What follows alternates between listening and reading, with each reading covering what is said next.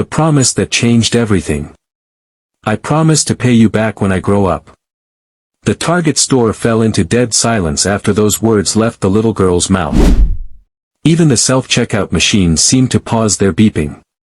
A security camera overhead hummed softly in the sudden quiet. A man in a tailored navy suit, tall with distinguished silver at his temples, turned toward the voice that had just grabbed his attention like a punch to the gut. Marcus Williams, once dubbed the Ghost Mogul by Fortune magazine for building a massive tech empire while staying completely out of the spotlight, found himself staring at a child no older than 8, clutching a baby wrapped in a worn Walmart blanket. The girl's name was Sophia. Her dark curls were tangled and matted, her small hands grimy with street dirt, her pink t-shirt stained, and her old navy jeans ripped at both knees. The baby in her thin arms whimpered, hungry, cold, and fragile. Outside, a brutal Detroit winter wind howled, but the chill inside the store cut even deeper. The cashier spotted them and snapped her gum loudly. "Hey kid, this isn't a babysitting service. You need to get out of here." Sophia flinched hard. She tightened her grip on the baby and looked down, already turning toward the exit, her narrow shoulders trembling, not from fear, but from pure humiliation. Marcus stepped forward, his voice calm but carrying the authority of a man who'd closed billion-dollar deals. "She's not stealing anything?" she asked politely. The cashier looked up, startled. "Mr. Williams?" "Sir, she's... I mean, look at her. She clearly doesn't belong." "I'll be the judge of that," Marcus said, his tone final. Other customers had started to notice. A woman by the pharmacy whispered, "That's the girl who sleeps under the I-75 overpass." A man near the Gatorade cooler added quietly, "I heard her dad's doing time in Jackson State Prison, and her mom's got serious mental issues." Poor little thing. Marcus crouched down beside Sophia, who stood frozen by the baby formula aisle like a deer caught in headlights. "What's your name, sweetheart?" he asked gently. "Sophia," she said without looking up. "This is my baby brother." "And what's his name?" "Isaiah. He just turned 1. Marcus softened his voice even more. "You walked here in this cold weather?" Sophia nodded slowly. "We ran out of formula yesterday. Isaiah keeps crying and crying. I waited until Mum fell asleep before sneaking out. She screams sometimes when she's upset, and I didn't want her following me." Marcus glanced at the cashier, who now stood awkwardly behind the register, pretending to organize candy bars. "Are you warm enough?" he asked Sophia. She shook her head. "I wrapped Isaiah in our blanket. It's the only warm thing we have." He stood slowly, his business mind, the same one that had built a multi-billion-dollar empire, now calculating something far more important than profit margins. What do you do when a child shows up in front of you with more courage than most adults you've ever met in corporate boardrooms? "We're buying way more than just formula," he said firmly. "Stay close to me." Marcus grabbed a shopping cart and started loading it methodically. Similac baby formula. Whole milk. Wonder bread.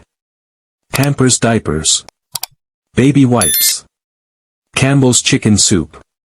Gerber baby food. Thermal socks. A warm hoodie in Sophia's size.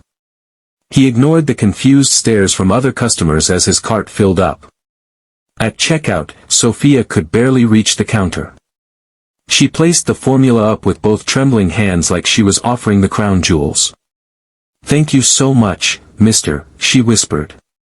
"But I really will pay you back when I grow up. I mean it." Marcus nodded with complete seriousness.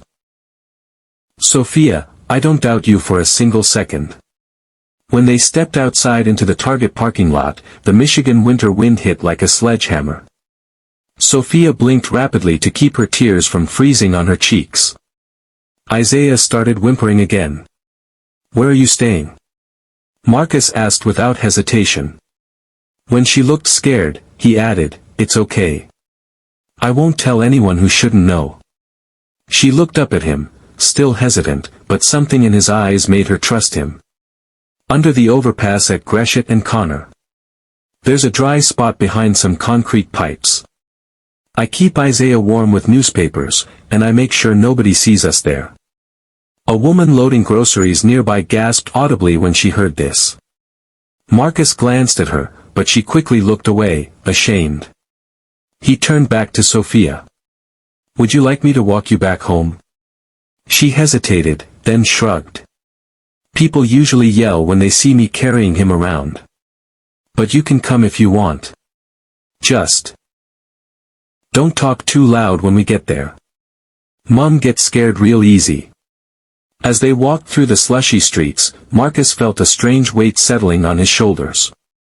Not the kind of responsibility you can delegate to assistants, but the kind you carry because walking away would haunt you forever. Are you cold? He asked, noticing her shivering. Sophia didn't answer directly, but her teeth were chattering like castanets.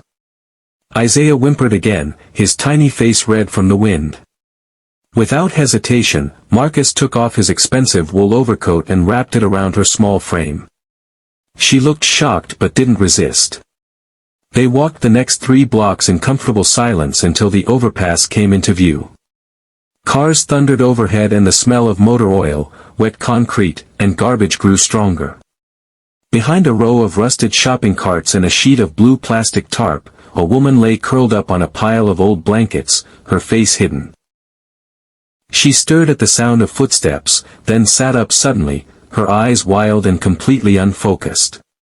Who's there? Mom, Sophia called gently. It's just me. And this is Marcus. He helped us get Isaiah's formula. Her mother's voice was thick and slurred. You weren't supposed to leave. I told you not to leave. Marcus stayed back respectfully, keeping his distance. He watched as the woman's expression softened when she saw Isaiah, reaching out with trembling hands to hold her baby. She was only trying to help, Marcus said softly, his voice non-threatening. The woman didn't respond, but she cradled Isaiah close, and something in her eyes became more present, more aware. Sophia turned to Marcus. You can go now, mister. We'll be okay. I just needed to get the baby formula. But Marcus didn't move. Instead, he looked directly at Sophia and said, I'd like to come back tomorrow, if that would be all right with you. Sophia tilted her head, confused. Why would you want to do that? He hesitated for just a moment. Then, with the kind of crystal-clear certainty he hadn't felt in years, he said, because someone should. That night, Marcus Williams didn't sleep. He lay in his glass penthouse overlooking the Detroit River, staring at the ceiling. Somewhere beneath the roar of I-75, a little girl was probably humming softly to her baby brother, both of them wrapped in a billionaire's wool coat. And for the first time in his life, Marcus realized that perhaps the richest thing he could ever become, was truly needed. If this story touched your heart, hit that like button to show your support for Sophia and Isaiah. Drop a comment and tell us where you're watching from, someone in your city might be watching right alongside you, *. The Detroit morning air cut through Marcus's lungs like broken glass as he stepped out of his black Cadillac Escalade, hitting the lock button twice out of habit. He wasn't dressed like a Fortune 500 CEO today. No Armani suit, no Rolex gleaming on his wrist. Just dark Levi's, a plain navy Nike hoodie, and a thick North Face jacket. The kind of guy who could blend into any crowd at a Lions tailgate or a Coney Island diner. But those eyes, sharp, calculating, relentless, were the same ones that had once stared down Wall Street sharks in hostile takeover battles. Today, though, they were searching for something far more important than market share. Gresham and Connor looked exactly the same as yesterday. Crumpled McDonald's wrappers still littered the gutters. The I-75 overpass still rumbled with 18-wheelers heading north toward Flint. But Marcus's gaze went straight to that far corner under the concrete, the spot where Sophia had led him yesterday evening. His heart hammered against his ribs with an anxiety he hadn't felt since his first IPO. He was scared, not for his safety, but terrified of what he might find. Or worse, what he might not find.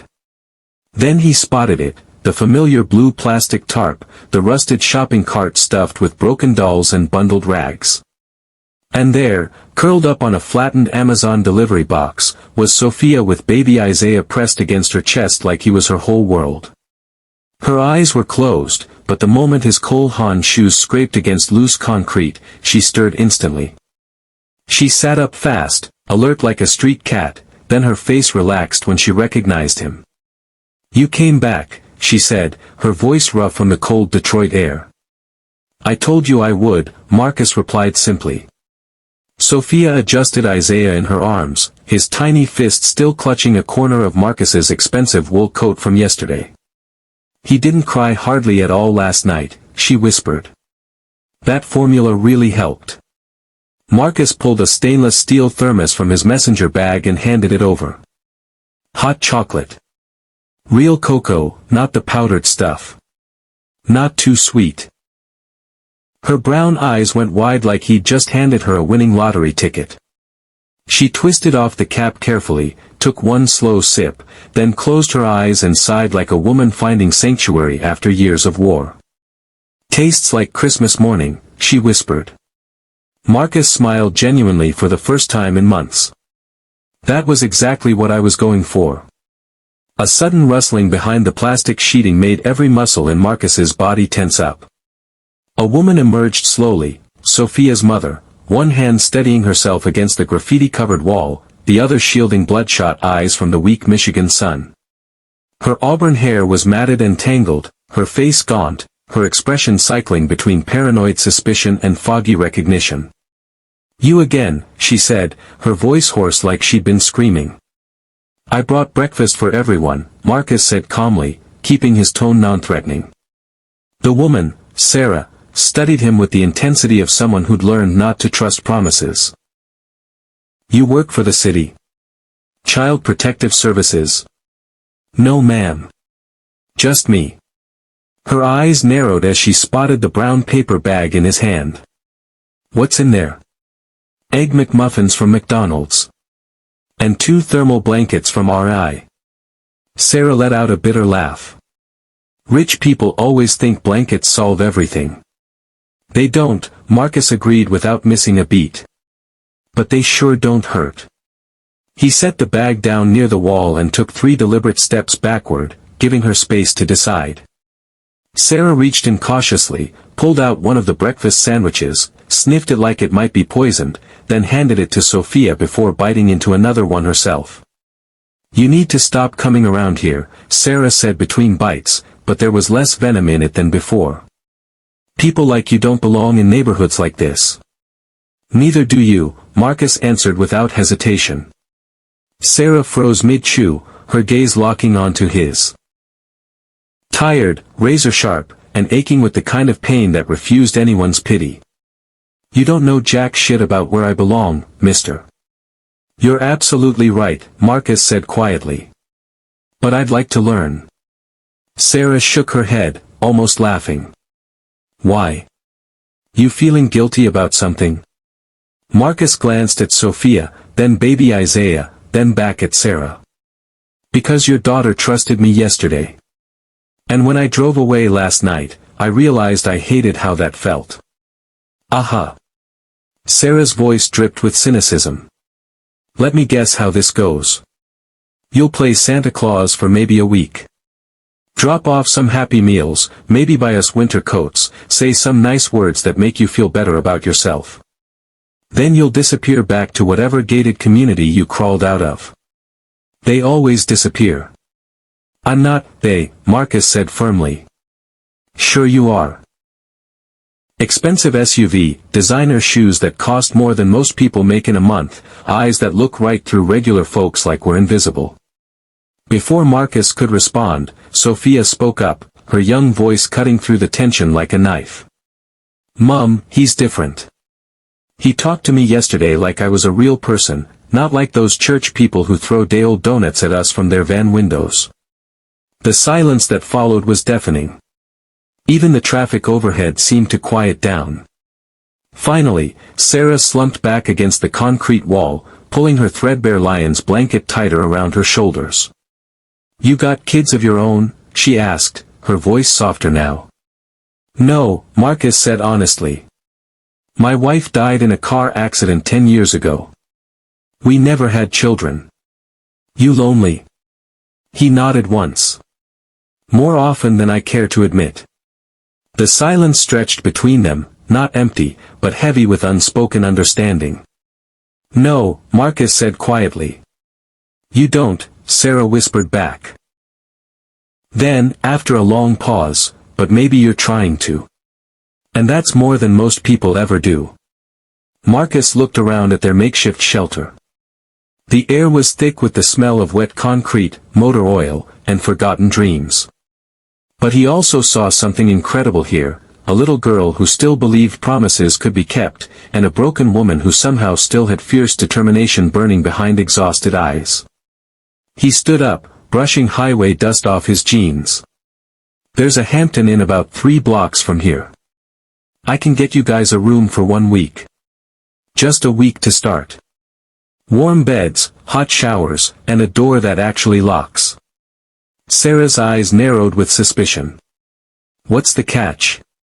"No catch whatsoever," Marcus said simply. "You don't even have to decide anything long-term. Just give Sophia and Isaiah 1 night sleeping on clean sheets instead of cardboard." Sarah didn't answer for what felt like forever. Then, so softly he almost missed it, "We'll go.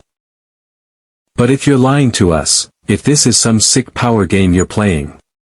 "It's not." She studied his face for another long moment, then nodded once. "Okay then." As they gathered their few belongings, plastic bags of clothes, broken toys, Isaiah's bottle, Marcus stepped onto the sidewalk and speed-dialed his executive assistant. "Rebecca, I need you to book a room at the Hampton Inn on 8 Mile Road. 1 week, paid in full. And have the front desk put together a care package, toiletries, baby supplies, whatever a family with a 1-year-old would need. Make it happen in the next 20 minutes. The entire process took less than 5 minutes of phone calls. But for Sarah and Sophia, it was about to change everything. During the 4-block walk to the motel, Sophia slipped her small hand into Marcus's and held on tight. She didn't talk much, just walked beside him like they'd been doing this together for years. Right before they reached the glass lobby doors, she tugged on his jacket sleeve. "Mr. Williams?" "Yeah, sweetheart. You didn't have to come back today. But I'm really, really glad you did." Marcus felt his throat close up. He squeezed her tiny hand gently. "So am I, Sophia. So am I." And as the automatic doors whooshed open, letting them into a world of central heating, cable TV, and soft mattresses, Marcus realized something that both thrilled and terrified him: this wasn't going to be temporary. Not for him. The Hampton Inn room wasn't the presidential suite at the Ritz-Carlton. The wallpaper was generic beige, the carpet had seen better decades, and the heating unit rattled like a diesel engine. But for Sophia, it might as well have been Cinderella's castle. She stood in the center of the room, cradling Isaiah in her arms, eyes wide as dinner plates, turning slowly in a complete circle like she was afraid the whole place would disappear if she blinked too hard. "It's so warm in here," she whispered in amazement. Marcus smiled from the doorway. "That's the heater doing its job. She's probably older than both of us, but she still works hard." Sarah dropped their garbage bag of belongings onto the dresser with a heavy thud. Her face was unreadable, caught somewhere between deep suspicion and bone-deep exhaustion. She'd barely spoken during the walk over, and now that they were actually inside, she looked completely out of place, like a wild animal wondering if the trap was about to spring shut. Marcus placed a black Nike duffel bag on the small table by the window. Shampoo, conditioner, toothbrushes, clean towels. Pampers diapers for Isaiah. Some basic stuff. Sarah nodded but didn't say thank you. Marcus didn't expect her to. Real gratitude couldn't be forced, not when trust was still such a fragile, breakable thing between strangers. Sophia placed Isaiah carefully in the center of the king-size bed, tucking the hotel comforter around his tiny body like she'd been taking care of babies her whole life. He made soft, contented sounds and closed his eyes, the steady warmth already working its magic. Marcus leaned against the wall, crossing his arms. "I'll swing by tomorrow to check on you guys. You've got complete privacy here. I told the front desk not to ask any questions, and they won't." Sarah finally broke her silence. "You make a habit of this kind of thing?" "No," Marcus said honestly. "This is completely new territory for me." She studied his face intently. "You don't exactly look like the bleeding heart charity type." "I'm not." "Then why are you doing this?" He paused, choosing his words carefully. "Because I have the resources to help, and because I should have been doing something like this years ago instead of just writing checks to feel better about myself." Something flickered across Sarah's face. Not gratitude exactly, but recognition of raw honesty. Before Marcus could say anything else, Sophia walked over shyly and reached into the front pocket of her torn jeans. She pulled out a small, crumpled Burger King napkin and held it out to him. "I drew this for you last night," she said, suddenly bashful. Marcus unfolded it with the same care he'd use handling ancient documents. Sketched in faint pencil lines was a drawing of a tall man holding hands with a little girl and a baby. They were standing in front of a house with the word "home" written in crooked letters above the front door. He had to clear his throat twice before he could speak. "Sophia, you're an incredible artist." Her face lit up like the 4th of July. "I draw pictures whenever I get scared or sad. It makes me feel better."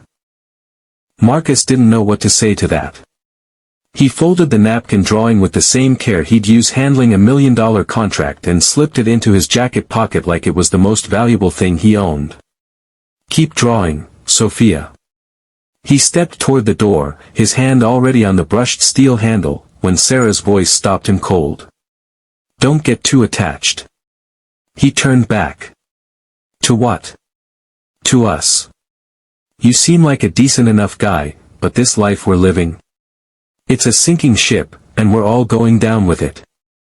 Marcus met her eyes directly. "I'm not here to be anyone's life preserver. I'm just here to walk alongside you for as long as you'll let me." She didn't respond to that. That night, Marcus returned to his glass penthouse overlooking the Detroit River. Motion sensor lights flickered on automatically, casting soft LED glows across granite countertops, polished hardwood floors, and floor-to-ceiling windows that offered $1 million view of the Renaissance Center. It was stunning. It was pristine. It was completely empty. He poured himself 3 fingers of 18-year-old Macallan but never took a sip. Instead, he sank into his leather sectional, Sophia's drawing still warm in his pocket from his body heat. Somewhere just a few miles away, a little girl who'd promised to pay him back for baby formula was sleeping on clean hotel sheets for probably the first time in months. And Marcus Williams had never felt more truly alive. Morning came with a steady Michigan drizzle.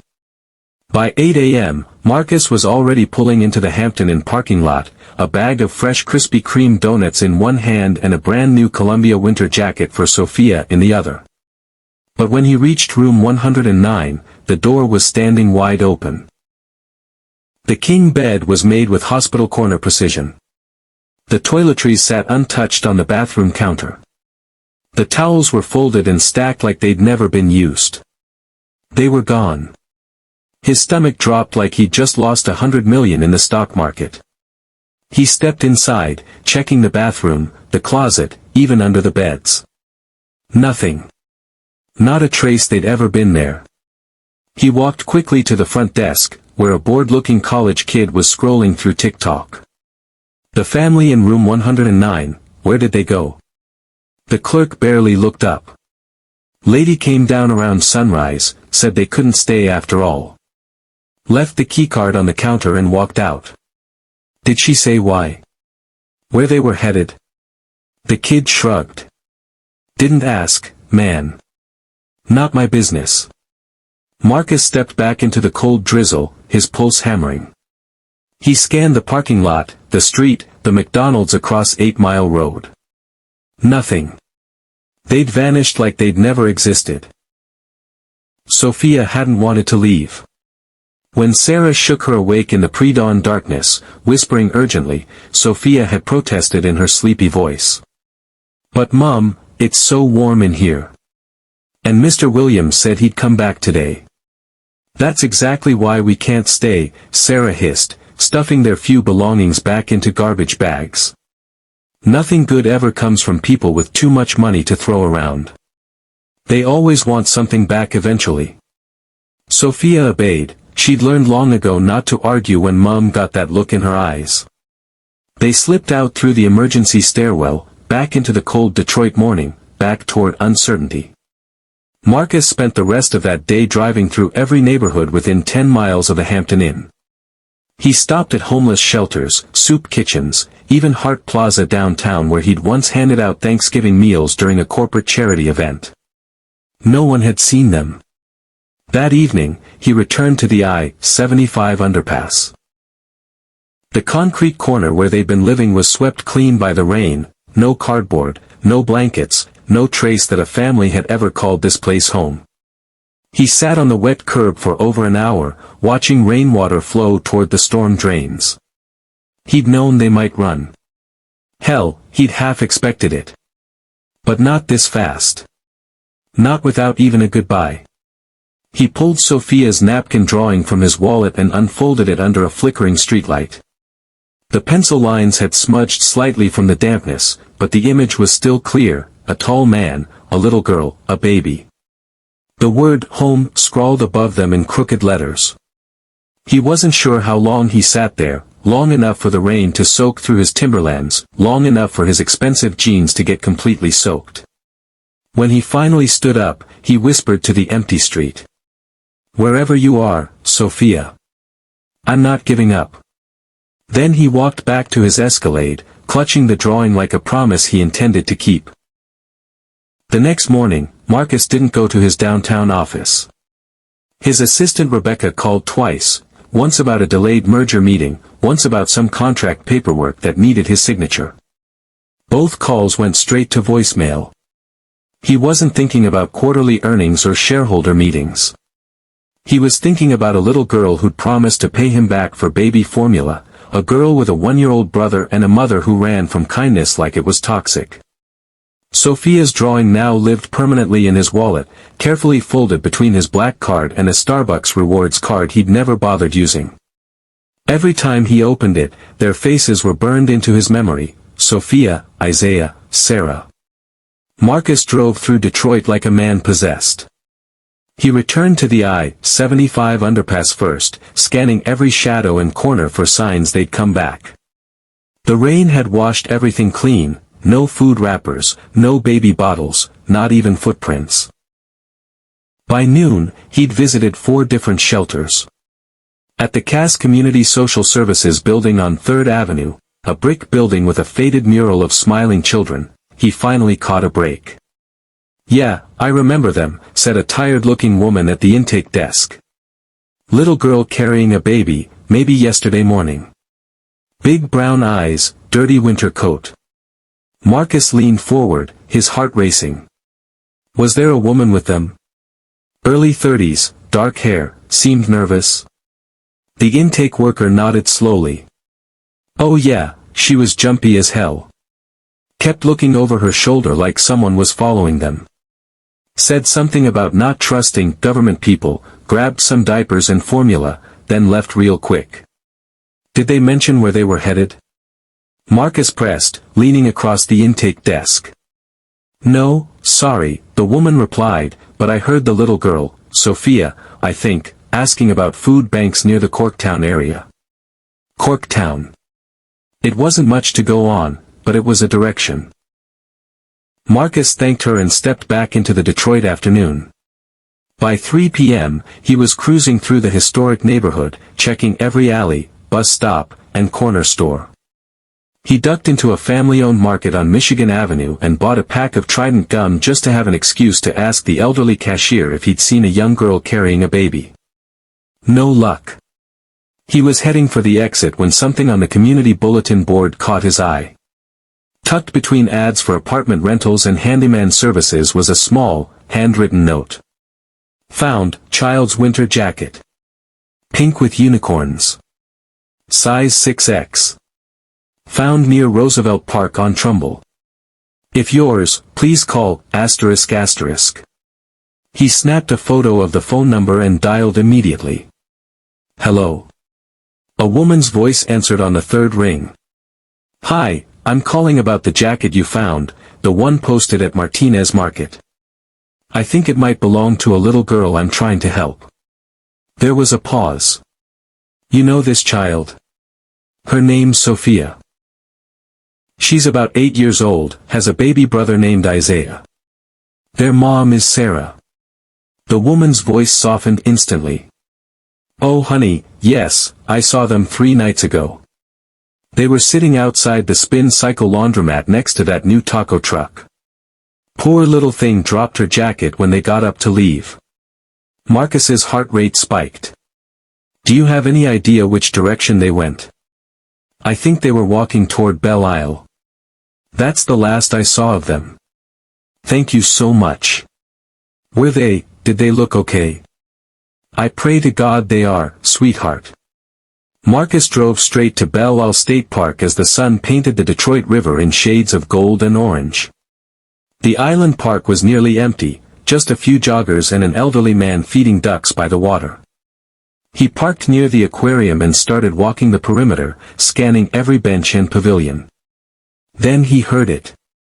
Not crying or shouting, but singing, a soft, barely audible lullaby drifting across the evening air.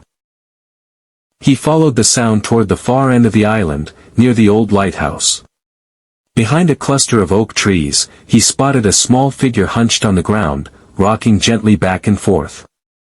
Sophia, he called out softly. She went rigid, then slowly turned around. Isaiah was nestled in her lap, blinking up at the fading daylight. Mr. Williams, she breathed, disbelief written across her thin face. You really found us. She looked smaller than before, more fragile. Her lips were chapped from the cold, but she still managed that brave little smile that had haunted his dreams. I told Mum you'd keep looking for us, she said quietly, but she got scared. She said rich people don't help without expecting something back. Marcus crouched down beside them, his designer shoes sinking into the damp grass. Where is your mom, sweetheart? Sophia shook her head. She went to find medicine for Isaiah at the free clinic on Jefferson Avenue. Told me to wait right here. That was this morning. How long have you been by yourself? She shrugged, that heartbreaking gesture that said too much. Since the sun came up. Marcus looked around. The temperature was dropping fast, and storm clouds were building over the river. Come on, he said firmly. You're not spending another night outside. But what if Mom comes back and can't find us? We'll leave her a note with my phone number. But right now, you and Isaiah need food, warmth, and safety. That's what any good mother would want. Sophia looked down at her baby brother, whose lips had a slight blue tinge from the cold. Finally, she nodded. Okay, Mr. Williams. He lifted Isaiah carefully, surprised by how light the baby felt in his arms. Sophia walked beside him in silence, her small hand gripping the edge of his jacket like a lifeline. This time, he didn't take them to a hotel. He took them home. The penthouse. The private elevator opened directly into Marcus's downtown penthouse with a soft chime. Sophia stepped cautiously onto the polished marble floors, her eyes growing wide as she took in the floor-to-ceiling windows showcasing the Detroit skyline, the modern art on the walls, the kitchen that belonged in Architectural Digest. This is where you live, she whispered. Yes, Marcus said simply. And for now, it's where you'll be living too. She stared at the massive leather sectional, the 75-inch Samsung TV, the framed photograph of Marcus with a beautiful woman, his late wife Jennifer at their wedding in Napa Valley. Do you have bedrooms here? 3 of them, Marcus replied. And you're getting the one with the best view of the river. Sophia's voice dropped to barely a whisper. I've never had my own bedroom before. Marcus felt something crack open in his chest. Well, it's about time you did. He laid Isaiah gently on the sofa, tucking a cashmere throw around the sleeping baby. Then he turned to face Sophia, who was standing in the middle of his living room like she'd just stepped into another universe. We're going to figure this out together, he said. You, me, and your mom when we find her. But it starts with this: tonight, you are completely safe. For the first time since he'd known her, Sophia let herself cry, not the panicked sobs of desperation, but quiet tears of relief and gratitude. Outside the windows, Detroit came alive with headlights and neon signs. But inside the penthouse, a door had finally opened wide enough to let hope walk through. Marcus didn't sleep that night. He sat in his leather recliner by the window, watching the city pulse with life 40 stories below. The penthouse hummed quietly with central air and the soft sounds of two children finally sleeping in warmth and safety. But Sarah was still out there somewhere in the cold Detroit night. And Marcus knew this was just the beginning of their story. Marcus couldn't stop thinking about Sarah's face, guarded, fierce, carrying the weight of too many broken promises. He was certain she'd planned to return to Belle Isle that afternoon, but night had fallen hours ago. The sun had long since disappeared behind the Renaissance Center skyline. The police incident reports on his MacBook offered nothing useful. No arrests matching her description. No hospital admissions. No emergency room visits. Just deafening silence. At 3 a.m., desperation drove him to call an old friend, Detective Ray Martinez, recently retired from Detroit PD, who now ran a private investigation company out of Dearborn. Ray, it's Marcus Williams. A groggy voice answered. Marcus? You calling me at 3 in the morning means either someone's dead or someone's about to be. Not yet. But I'm terrified someone might be if I don't find them soon. Ray's tone sharpened immediately. Talk to me. I need you to locate a woman. Name's Sarah, early 30s, thin build, shoulder-length brown hair. She's struggling with mental health issues and was looking for medication for her 1-year-old son. She's been living on the streets. A pause. And this woman matters to you because she matters to an 8-year-old girl who's sleeping in my guest bedroom right now. Ray let out a low whistle. Damn, Marcus. All right, I'll have my team start canvassing at sunrise. Thank you. Whatever it costs. Don't worry about money. I'll call you the minute we have something. When Marcus finally dozed off, it was almost dawn. He woke to the smell of toasted Wonder Bread and the gentle clink of dishes. Following the sounds to his granite kitchen, he found Sophia standing on a step stool, carefully monitoring the toaster like she was conducting a symphony. She turned when she heard his footsteps. Good morning, Mr. Williams. Morning, sweetheart, he said, rubbing his eyes. You didn't need to make breakfast. She shrugged, that same gesture that broke his heart every time. Mom always says if somebody gives you a roof over your head, you better give them every reason not to regret it. Marcus smiled, genuinely smiled, for the first time in days. Well then, this toast is definitely a good reason. They sat together at the kitchen island, Marcus with his black coffee, Sophia with fresh orange juice, baby Isaiah cooing happily in the high-end bouncer seat Marcus had ordered on Amazon Prime at 4 a.m. and had delivered before sunrise. He kept the conversation light, asking about her favorite Disney princess, whether she liked dogs or cats better, if she'd ever been to a Tigers game at Comerica Park. She answered cautiously at first, then with growing comfort. By the time she was telling him about a stuffed elephant she'd once rescued from a dumpster and named Mr. Peanuts, Marcus was actually laughing. But the moment he gently asked about Sarah, Sophia's shoulders tensed up. She always comes back, Sophia said quietly, staring into her juice. She promised. Do you remember exactly where she was going yesterday? The free clinic on Cass Avenue. But... Sophia's voice trailed off. I don't think she made it there. What makes you say that? Sophia looked down at her hands. Sometimes she gets stuck. Her brain starts racing and she can't catch her breath. Then she runs away until it stops. Marcus felt his chest tighten. Has this happened before? Sophia nodded slowly. Last winter, she disappeared for 3 whole days. When she came back, she had scratches all over her arms. Said she'd been fighting the monsters in her head. Marcus reached over and gently covered her small hand with his. I've got a good friend helping me look for her. His name's Ray, and he used to be a police officer. We're going to find your mom. She blinked hard but kept her voice steady. You promise? I promise. Later that morning, Ray called with news. Marcus, we might have something. A woman matching Sarah's description was spotted around midnight near the abandoned Rite Aid on Woodward Avenue. She was barefoot, seemed disoriented, asking people if they had children's Tylenol. Marcus started pacing his living room. Did anyone help her? A 7-Eleven clerk got worried and called for a wellness check.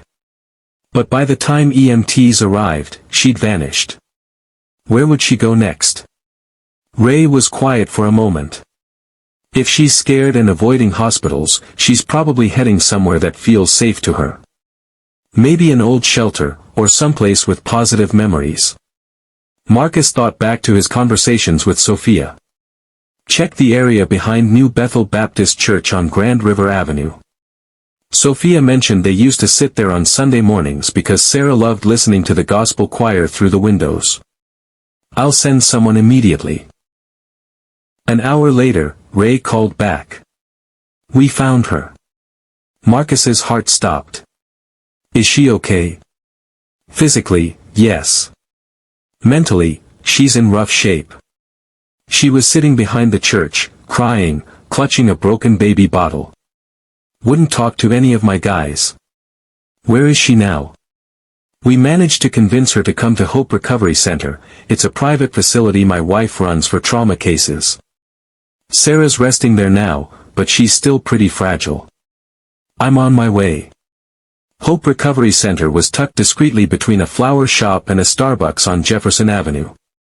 Inside, Marcus found Sarah curled up on a beige sofa, wrapped in a donated blanket, her shoes placed neatly beside her feet. She looked up as he entered, and for a terrifying moment, her eyes were completely blank, like she didn't recognize him at all. Then awareness flooded back, and panic followed immediately. Where's Sophia? Where's my baby? They're safe, Marcus said gently, staying by the doorway to give her space. They're at my apartment, warm and fed. Isaiah's been sleeping peacefully. Her body sagged with pure relief, but then the panic rushed back like a tidal wave. I didn't mean to abandon her. I was trying to find medication. Isaiah had this terrible cough, and I didn't have money for the pharmacy. I got lost. I know, Marcus said gently, keeping his voice calm and non-threatening. You don't need to explain anything. You were doing everything you could for your kids. Tears streamed down Sarah's cheeks. I didn't think you'd still be looking for us. I thought you'd given up by now. I promised Sophia I would find you. Sarah stared down at her trembling hands. Why do you even care? Why are you doing all this for people you barely know? Marcus settled into the chair across from her. Because I have the resources to help. And because I believe people deserve more than just surviving day to day, they deserve a real chance at living. She nodded slowly, the tears still flowing. I want to get better, I really do. But I'm terrified I'll mess this up somehow. You probably will, Marcus said, and her head snapped up in surprise. We all screw things up. That doesn't mean you don't deserve another shot at getting it right. Sarah let out a laugh that was half sob, half relief. You're not what I expected from a billionaire. Marcus smiled. You're not what I expected either. They sat in comfortable silence for several minutes. Then Marcus said, "Come home with me." Sarah stared at him. "To your penthouse. For now. Until we figure out the next steps together. You have a daughter who's been worried sick, and a son who slept through the entire night for the first time in weeks." She hesitated, anxiety flickering across her face. Then, finally, she nodded. And for the second time in 3 days, Marcus Williams brought a piece of the broken world into his arms and carried it home. The elevator doors slid open with a soft chime, and Sarah stepped cautiously into Marcus's penthouse like someone crossing the threshold into another dimension. Her clothes were different, clean scrubs donated by the recovery center, but she still moved with the wariness of someone expecting the floor to disappear beneath her feet. Sophia spotted her first. "Mom," she cried, bolting from the hallway where she'd been coloring, her bare feet slapping against the polished hardwood. Sarah dropped her small bag and dropped to her knees just as Sophia crashed into her arms. They held each other fiercely, and for that perfect moment, nothing else in the world existed. Just mother and daughter, clinging together like two pieces of a puzzle finally clicking into place. "I was so scared," Sophia whispered against Sarah's neck. "I thought something really bad happened to you." "I'm here now, baby girl," Sarah murmured, rocking her gently. "I didn't mean to disappear. My brain just got too loud, and I couldn't think straight." Marcus stood quietly by the kitchen island, giving them the space they needed. He felt something deep in his chest crack open as he watched them, something that had been sealed shut and gathering dust for 10 years. When Isaiah stirred from his afternoon nap and started fussing, Sarah immediately rushed to him. She scooped him up and held him tight against her chest, like he was her anchor to reality. "I forgot how much heavier he's gotten," she said with a bittersweet smile. "That means he's been eating well," Marcus said. 3 meals a day, plus snacks when Sophia convinces me he needs them." Sophia grinned proudly. "I told Mr. Williams that Isaiah loves mashed bananas and Cheerios. We even got him a proper high chair from Bye Bye Baby," Marcus added. Sarah looked around the penthouse with fresh eyes, the gleaming granite surfaces, the soft ambient lighting, the floor-to-ceiling windows showcasing the Detroit River. She was still on edge, but having her children in her arms seemed to ground her. Marcus gestured toward the dining table, where he'd set out lunch, grilled cheese sandwiches, Campbell's tomato soup, and sliced Honeycrisp apples, the kind of comfort food he hadn't attempted since his college days. He'd burned the first batch of sandwiches and oversalted the soup, but round 2 had turned out decent. "It's nothing fancy," he said, "but it's warm." Sophia's eyes lit up like Christmas morning. "We never get to sit at a real dining table anymore." "Not since we lost Grandma Rose's house," Sarah said quietly, helping Sophia into her chair and settling Isaiah in his high chair. Marcus poured 3 glasses of ice water and joined them. They ate mostly in silence, the good kind of quiet that feels like healing instead of emptiness. Halfway through the meal, Sarah looked up. "This isn't going to be permanent, right?" Marcus nodded.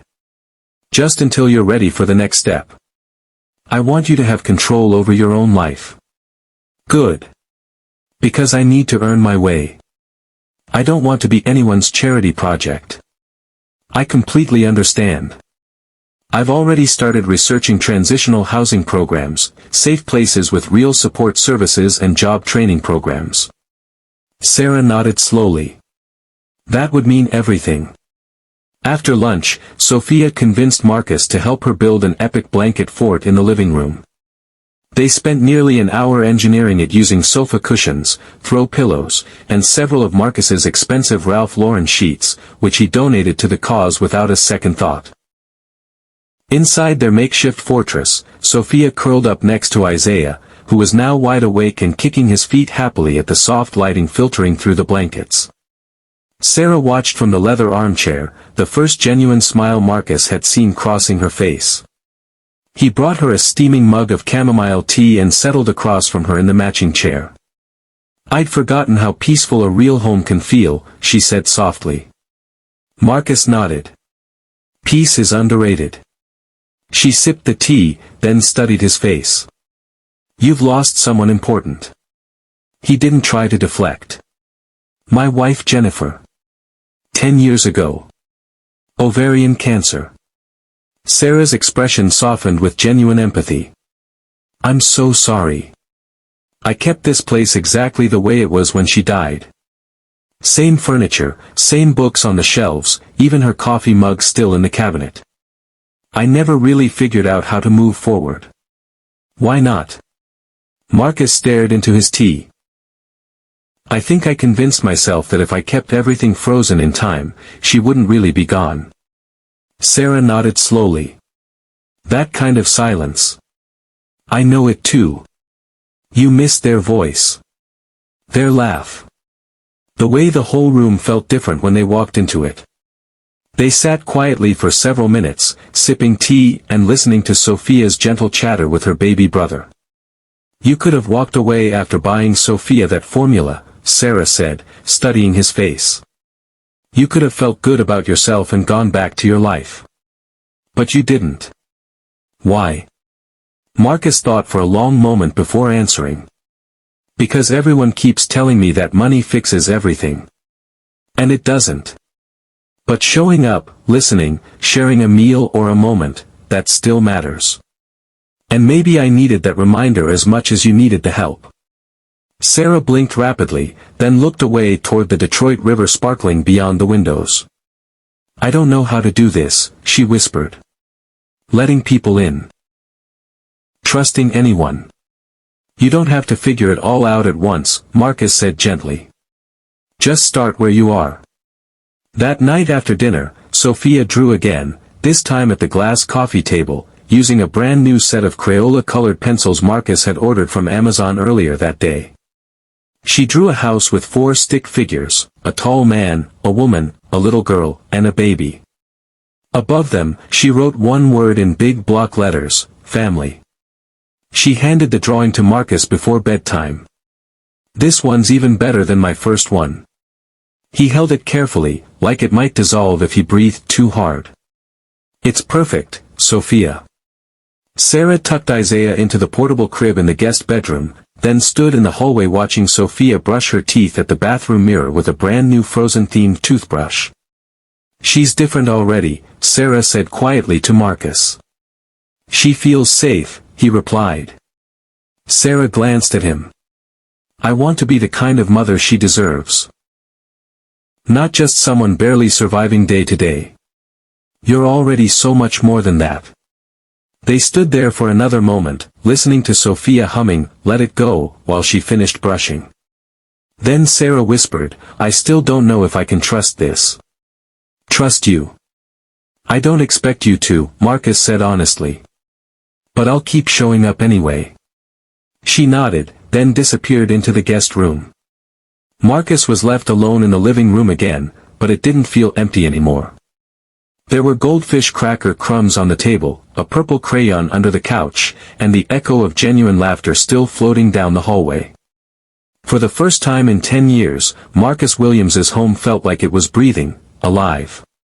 And he realized this wasn't just about helping them find a home. Maybe it was about him finding one too.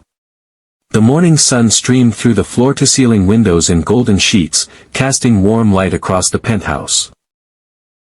Marcus woke not to silence, but to the smell of scrambled eggs and the soft sound of someone humming a gospel song.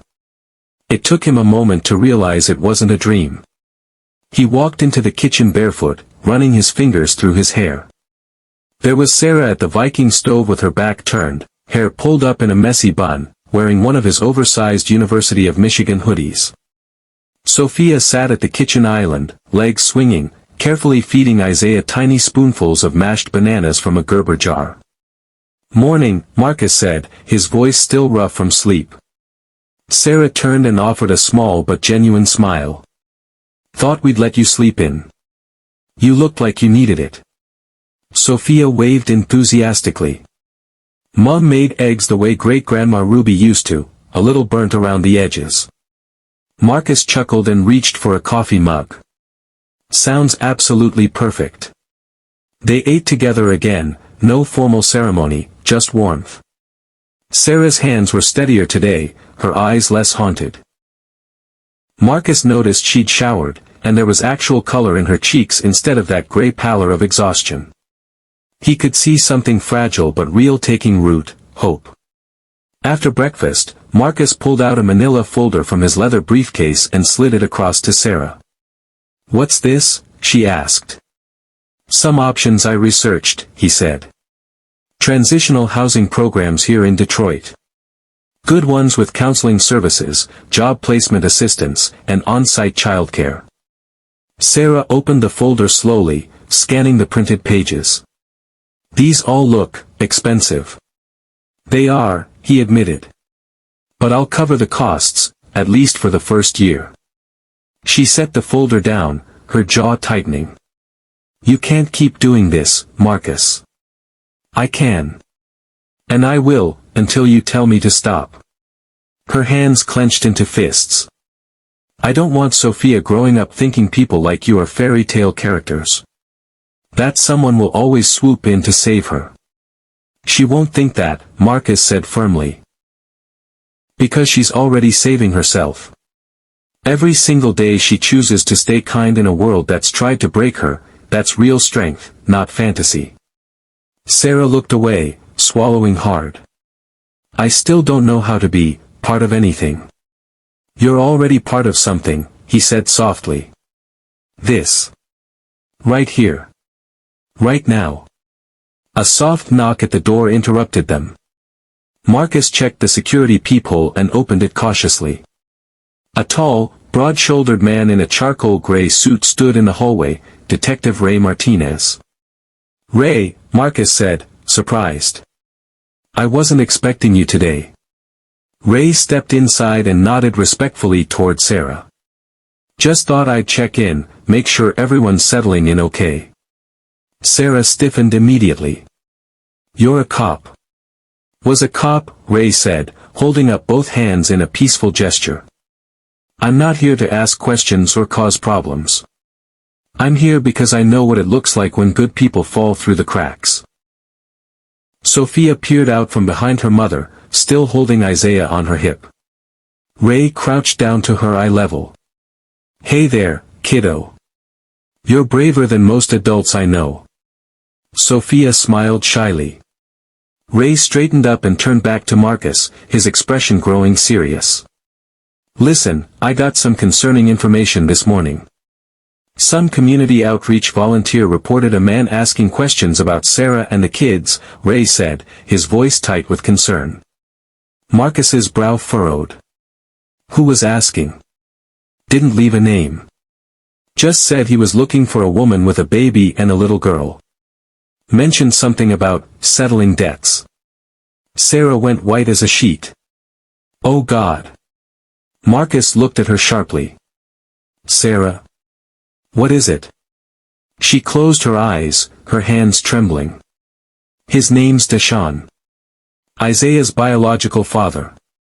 He's been in and out of Wayne County Jail for years. When I got pregnant, he disappeared completely. But after Isaiah was born, he showed up again, angrier, more dangerous. Said if I didn't pay him back for his trouble, he'd take the baby and I'd never see him again." Marcus felt his jaw clench. "He threatened to kidnap your son. Multiple times. I kept moving around Detroit, staying in different shelters, sleeping under different overpasses. I thought maybe he'd finally given up on us." Ray's voice was firm and authoritative. "If he's actively searching for you, we need to file paperwork immediately. Restraining order, at minimum. Get this guy on the legal record." Sarah nodded shakily. "Okay. But I don't want Sophia to be scared. She's already been through too much." Marcus knelt down beside Sophia, who was quietly playing with Isaiah on the carpet but had clearly heard every word. "Did you understand what we were talking about, sweetheart?" he asked gently. Sophia nodded slowly, her big brown eyes serious beyond her years. "It's completely normal to feel scared," Marcus said softly. "But you're safe here in this apartment. And we're going to do everything we can to keep it that way." She grabbed onto his sleeve with both small hands. You promise? Marcus looked directly into her eyes. I promise. That afternoon, Sarah and Ray drove to the Detroit Police Department's downtown precinct to file the restraining order paperwork. Marcus stayed behind with both kids, keeping things as normal as possible. They built another blanket fort in the living room. Watched old Disney movies on Netflix. Marcus even managed to make perfect grilled cheese sandwiches this time without burning a single one. But his mind kept circling back to the same dark thought: safety wasn't just about warm beds and full stomachs. It was about protection from the demons that followed people out of their past. And Sarah's demons had just announced they were coming to collect. When Sarah returned 3 hours later, she looked exhausted but relieved. It's done, she said, sinking onto the sofa. They'll process it first thing tomorrow morning. Marcus nodded. You did exactly the right thing.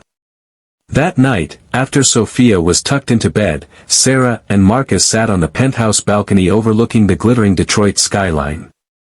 The Renaissance Center towers blinked with office lights, and the Detroit River reflected the city's glow like scattered diamonds. I used to think being strong meant staying invisible, Sarah said quietly, nursing a cup of herbal tea. Keeping your head down, never asking for help from anybody. What do you think now? Marcus asked. That maybe real strength is letting someone see you when you're completely broken, and trusting them not to use it against you. Marcus didn't interrupt, just listened. I used to sleep with one arm wrapped around Sophia and one hand gripping a broken bottle, she continued. I was always ready to fight, even when there was nothing left worth protecting. You're not living in that world anymore, Marcus said firmly. But what if it follows me here, she whispered. Then we face it together. She turned to look at him. You're not afraid. I'm terrified of failing you, he admitted. And Sophia. And Isaiah. But I'm not backing down. Sarah reached over and placed her hand over his, not romantically, but as recognition. Trust. The quiet beginning of something healing. You're not failing anyone, she said softly. For the first time in years, Marcus actually believed it. Even with the threat looming. Even with the past clawing at their doorstep. Because this wasn't just about survival anymore. It was about rebuilding something beautiful from the wreckage. Together. The next morning, Marcus woke before dawn. The sun hadn't yet broken through the Detroit skyline, and the penthouse was wrapped in comfortable silence. He padded quietly to the kitchen, brewed a pot of strong Starbucks coffee, and watched dark storm clouds roll in from over Lake Huron. There was a storm coming, literally and figuratively. Thunder rumbled in the distance like a warning. Sarah joined him 20 minutes later, wearing an oversized Michigan State sweatshirt he'd bought her, her hair still damp from the shower.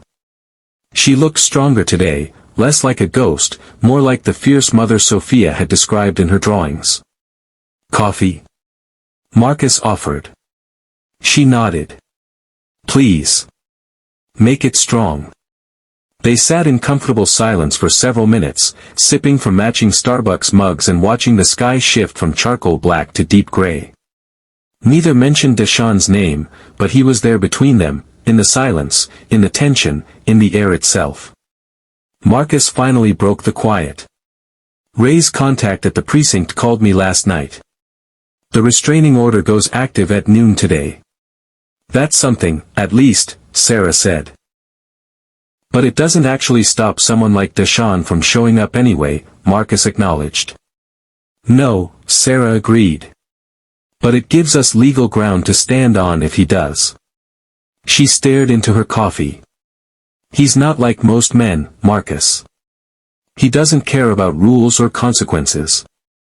Marcus reached across the small table, resting his hand lightly over hers.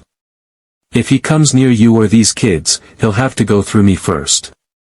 And I don't care what kind of man he thinks he is. Sarah gave him a tight smile. You talk like someone who's never been punched in the face. Do hostile corporate takeovers count? She laughed, A real one this time, light and genuine. It was the sound of someone remembering how. Later that morning, Sarah and Sophia went to the nearby Detroit Community Center where Marcus had arranged for them to meet with Dr. Angela Martinez, a trauma counselor who specialized in helping families affected by domestic violence. Marcus stayed home with Isaiah, who was teething and needed constant attention. While the baby gnawed on a frozen teething ring from CVS, Marcus tried to focus on emails and conference calls, attempting to maintain some semblance of normal business life. But every few minutes, he found himself glancing toward the elevator, waiting for it to bring his new family home. Then, just before noon, the building's security desk buzzed his apartment. His blood ran cold. "Mr. Williams," the voice crackled through the intercom. "There's a man downstairs asking for Sarah. Says he's her husband. Should we send him up?" Marcus's blood went ice cold. "Hold him in the lobby," he said firmly. "Do not let him leave the building. I'm on my way down."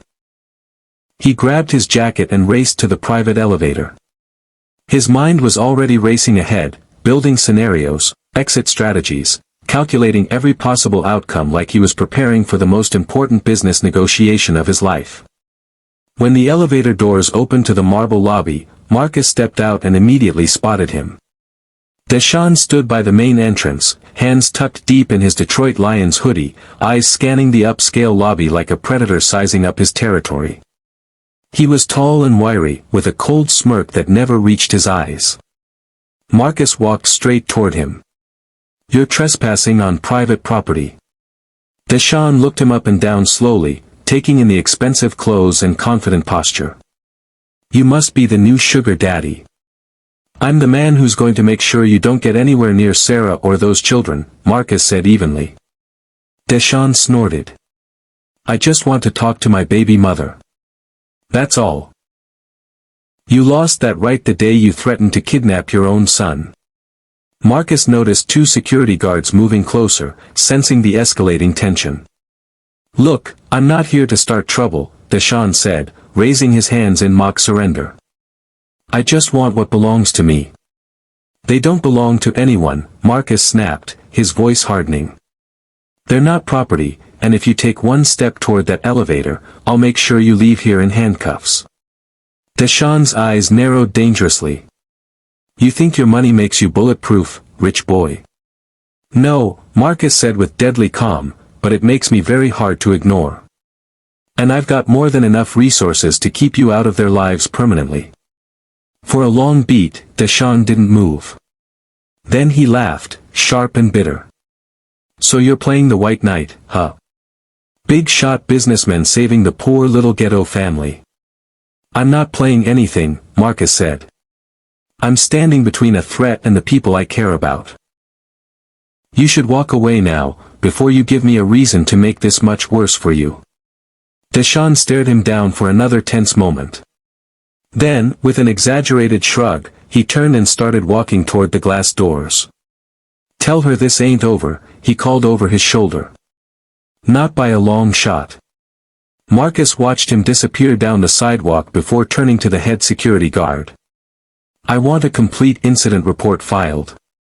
Archive all camera footage from the last hour. If he shows up here again, call Detroit PD immediately, don't even bother calling me first." Back in the penthouse, Marcus barely had time to collect himself before the elevator chimed again. Sarah and Sophia stepped out, their cheeks flushed from the cold Michigan air. Sophia was carrying a paper butterfly she'd made at the community center. Sarah took one look at Marcus's face and stopped short. "What happened?" "He came," Marcus said quietly. "Downstairs. Said he wanted to talk to you." Sarah went white as a ghost. "Did Sophia see him?" "She never knew he was here." "You're both safe." "He's gone now." Sarah collapsed onto the leather sofa, her hands visibly shaking. "He always does this. Disappears for months or years, then shows up like some kind of nightmare that won't end." "He's not getting near you again," Marcus said firmly. "Not while I'm here." She looked at him with a mixture of deep gratitude and crushing guilt. You didn't sign up for this kind of drama. I didn't have to sign up for anything, he replied. I chose this. I chose you. All of you. Sophia climbed into her mother's lap, proudly showing off her butterfly craft. Look, Mom. Ms. Martinez said butterflies mean new beginnings. Sarah stroked her daughter's hair gently. It's absolutely beautiful, sweetheart. Marcus watched them, feeling his chest tighten with emotion. He'd survived hostile corporate takeovers, billion-dollar mergers, and economic recessions. But nothing in his entire career had ever mattered as much as this, keeping this fragile family from being torn apart. Outside the floor-to-ceiling windows, the storm clouds finally broke open and rain began falling in steady sheets across Detroit. Inside, Marcus pulled Sophia's drawing from his wallet, the one with the stick figures under the word family, and placed it carefully on the kitchen counter where they could all see it. Because in the face of threats, fear, and storms from the past, the most powerful thing they could do was keep building their future together. The rain continued throughout the night, drumming steadily against the penthouse windows. Inside, the atmosphere felt fragile, like everyone was holding their breath. Marcus made spaghetti and meatballs for dinner, and Sophia insisted on helping, tossing pasta with more enthusiasm than technique. Her laughter, bright and innocent, was the only thing that seemed untouched by the storm that had crashed back into their lives. Sarah barely touched her food.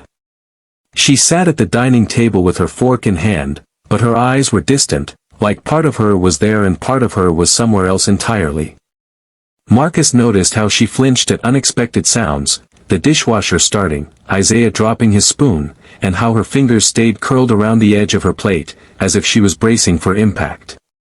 After Sophia and Isaiah were both asleep, Marcus found Sarah standing at the main window, arms folded tightly across her chest, staring out at the city lights below. She didn't turn when he approached. I can't breathe when I think about him, she said softly. I keep imagining him grabbing Sophia, or hurting Isaiah, or coming after you because of me. He won't get the chance, Marcus said firmly. Security's been doubled. Ray's got eyes on every entrance. We're completely protected, Marcus said firmly. Sarah shook her head. No lock or camera can stop a man like Deshaun if he really wants something. He doesn't care about rules or consequences. Marcus stepped closer beside her at the window. Then we give him something else to be afraid of. She looked at him sharply. You're talking like someone who's never been truly scared. I've been terrified plenty of times, Marcus replied. But never of doing what's right. Sarah's voice cracked. But what if I'm the one who destroys this?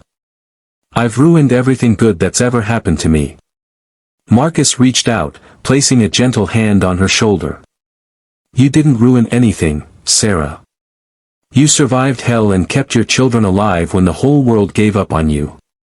That's not failure, that's incredible strength. She turned to face him, tears brimming in her eyes. Why do you care so much about us? He paused, choosing his words carefully. Because I see who you really are. Not just the scars or the painful history. I see the mother who walked miles in a snowstorm to get formula for her baby. The woman who never stopped fighting for her kids when everyone else would have given up.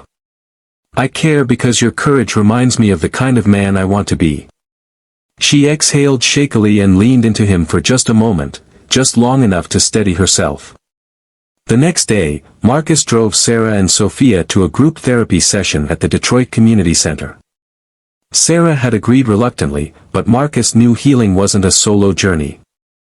It needed witnesses, support, and sometimes mirrors to show you how far you'd come. While they were gone, Marcus took Isaiah to Belle Isle Park, the baby bundled snugly in a weatherproof carrier. The Michigan sky was finally clear after days of storms, the air crisp and clean. He sat on a bench near the playground, watching other parents push children on swings and chase them through piles of wet autumn leaves. An elderly woman with silver hair and kind eyes approached, smiling at Isaiah. "First baby?" she asked.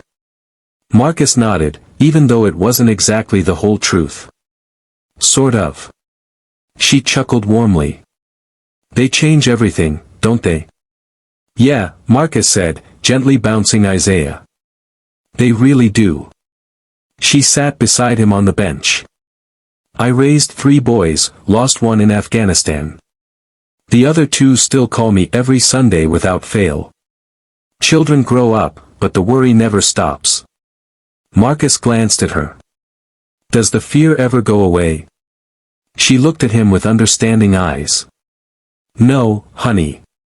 But the love gets so much louder that the fear starts to matter less." That wisdom stayed with him all afternoon. Later that evening, Sarah returned from her therapy session quieter but somehow lighter. She didn't share details, but Marcus noticed how her posture had changed, still cautious, but less like she was carrying the weight of the world. Sophia made hot chocolate for everyone, insisting on extra marshmallows and whipped cream. "It's like a fancy coffee shop," she announced proudly.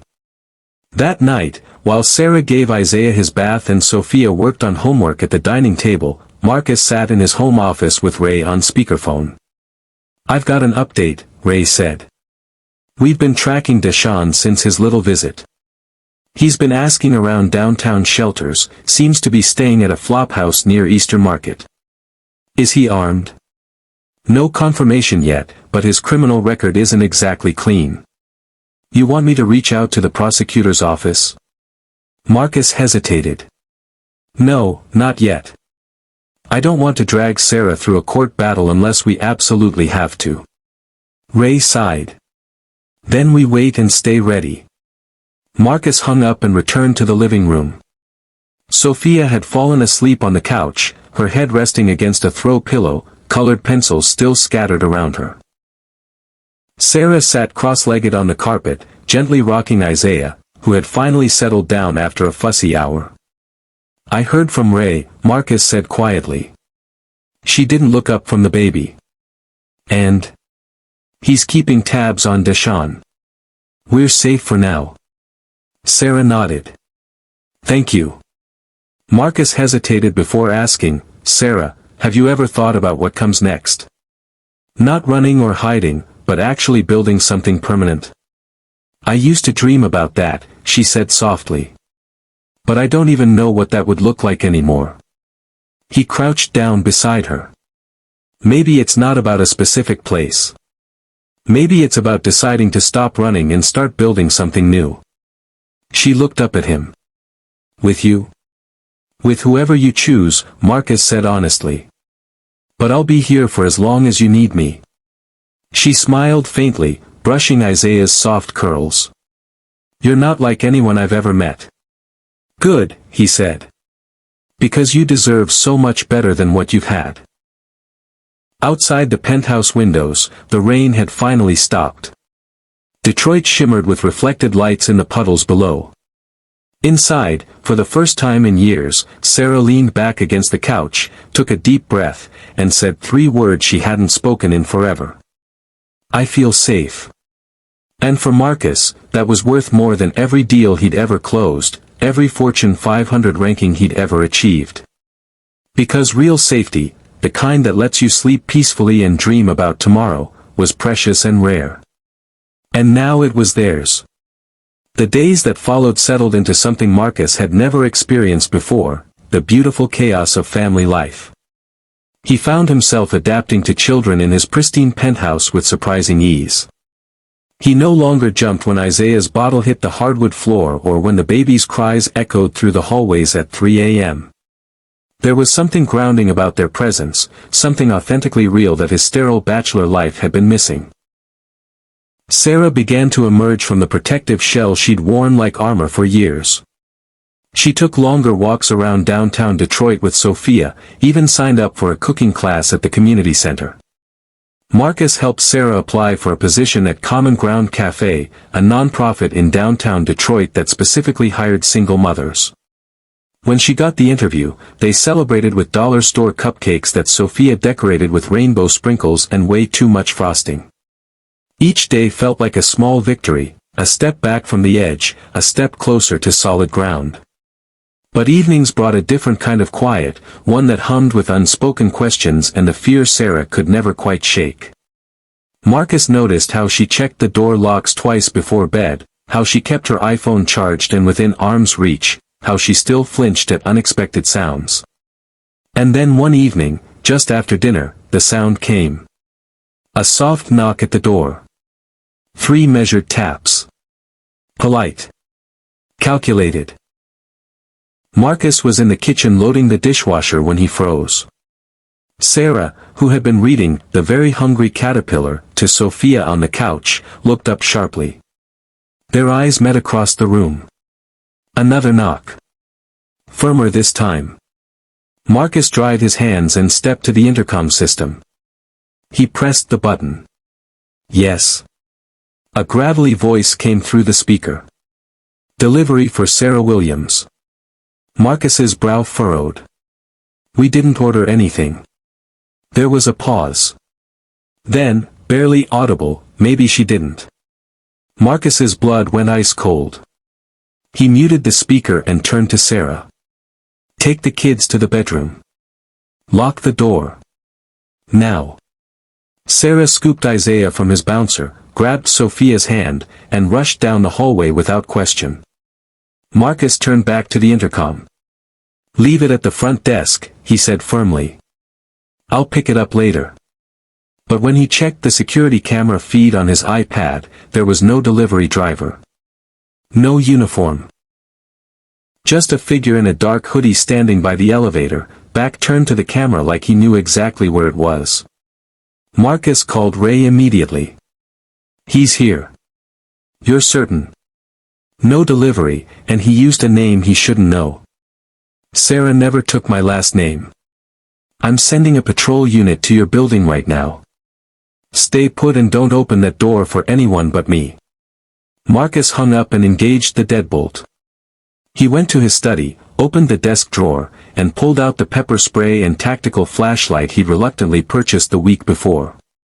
He hated the idea of weapons, but he hated feeling helpless even more. From down the hallway, he could hear Sophia's soft voice whispering to her mother, and Isaiah fussing again. The air felt heavy, electric, like those moments before a Michigan thunderstorm breaks open. 20 minutes later, a knock came with an authoritative voice, Mr. Williams, Detroit PD. Marcus opened the door cautiously. A uniformed officer stood beside Ray, whose face was grim. We didn't catch him, Ray said. Guy slipped out through the service elevator before building security could corner him. Marcus's jaw clenched. He knew Sarah's full name. Ray nodded grimly. He's escalating. This was psychological warfare. The officer took statements while Ray walked the perimeter of the penthouse, checking every access point and reviewing security footage. When they finished, Marcus stood with Ray in the hallway outside the apartment. We need to consider relocation, Ray said. At least temporarily. He's hunting now, and you saw how easily he got this close. Marcus exhaled heavily. She just started feeling safe here. If we move her again, it's another crack in her foundation. Ray put a hand on his shoulder. And if we don't, it could be a break she doesn't recover from. Marcus returned inside and found Sarah still in the bedroom with both children, her face pale but composed. He's gone, Marcus said softly. But we need to discuss next steps. Sarah stood slowly, rocking Isaiah in her arms. He won't stop. I know Deshaun, this is just the beginning. Ray thinks we should relocate you. Somewhere safe where he can't track you down. Sarah shook her head. I'm so tired of running, Marcus. I know, he said gently. But it's not just about you anymore. Sophia looked up with wide, worried eyes.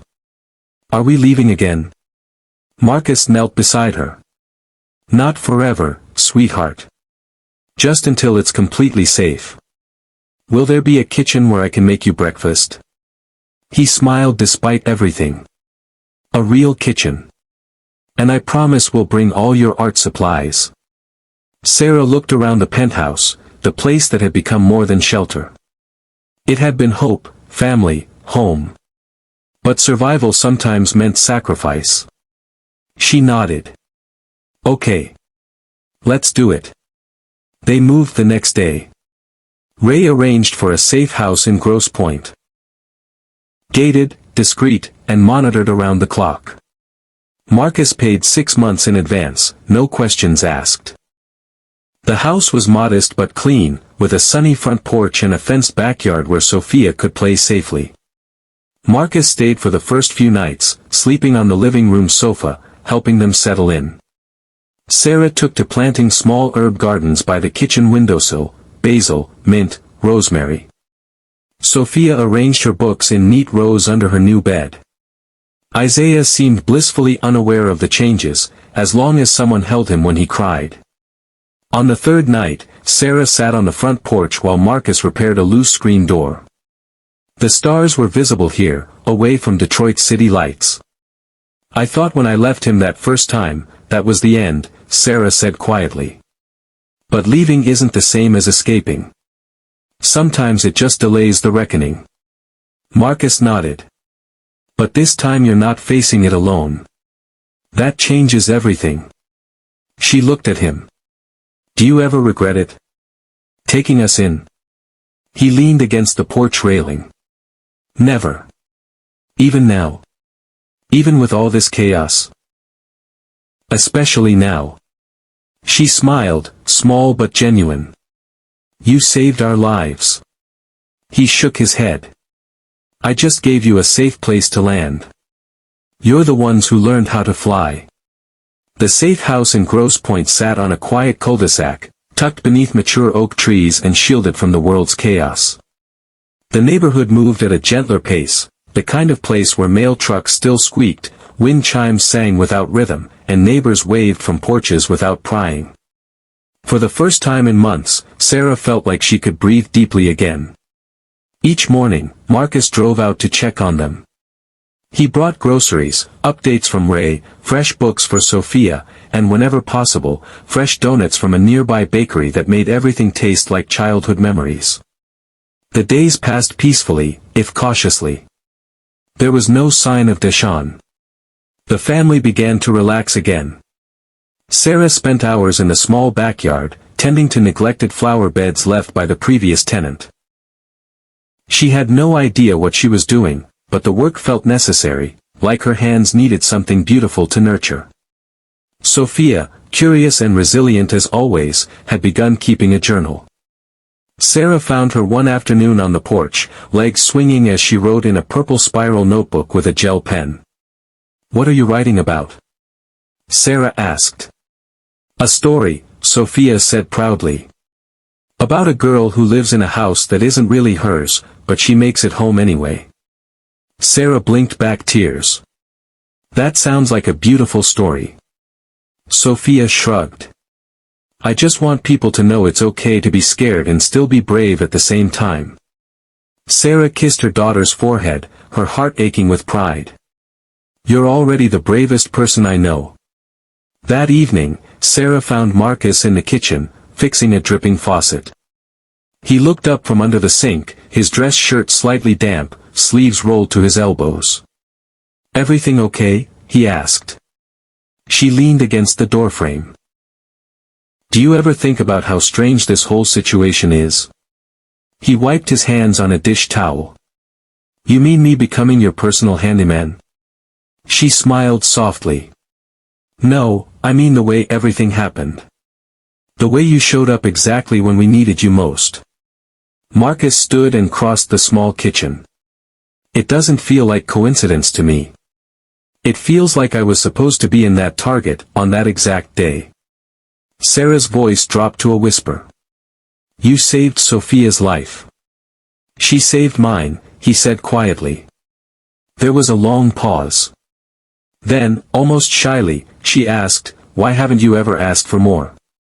Marcus tilted his head. More what? From me. From this situation. He took a deep breath. Because healing doesn't happen on anyone else's timeline. I'm not here to fix you, Sarah. I'm here to witness your incredible strength. She didn't respond immediately, but her eyes shimmered with something deeper than gratitude. Something like hope. Later that evening, Ray called with news. We got something, he said. Deshawn tried using Sarah's old Michigan ID at a check cashing place in River Rouge. Left perfect fingerprints all over the paperwork. Marcus sat up straighter. And? We're filing charges. Fraud, identity theft, stalking. Warrants should be approved within 24 hours. He's still in the Detroit metro area. Marcus relayed the news to Sarah, who was rocking Isaiah by the living room window. She went completely still. They're actually going to arrest him. That's the plan. She looked down at Isaiah, whose tiny fingers were wrapped around her necklace. What if he doesn't go quietly? Then he learns that actions have real consequences, Marcus said firmly. Sarah turned to face him, the porch light catching her expression, resolute, defiant, and still afraid, but no longer paralyzed by that fear. I want to be there. What? When they arrest him. I want to face him.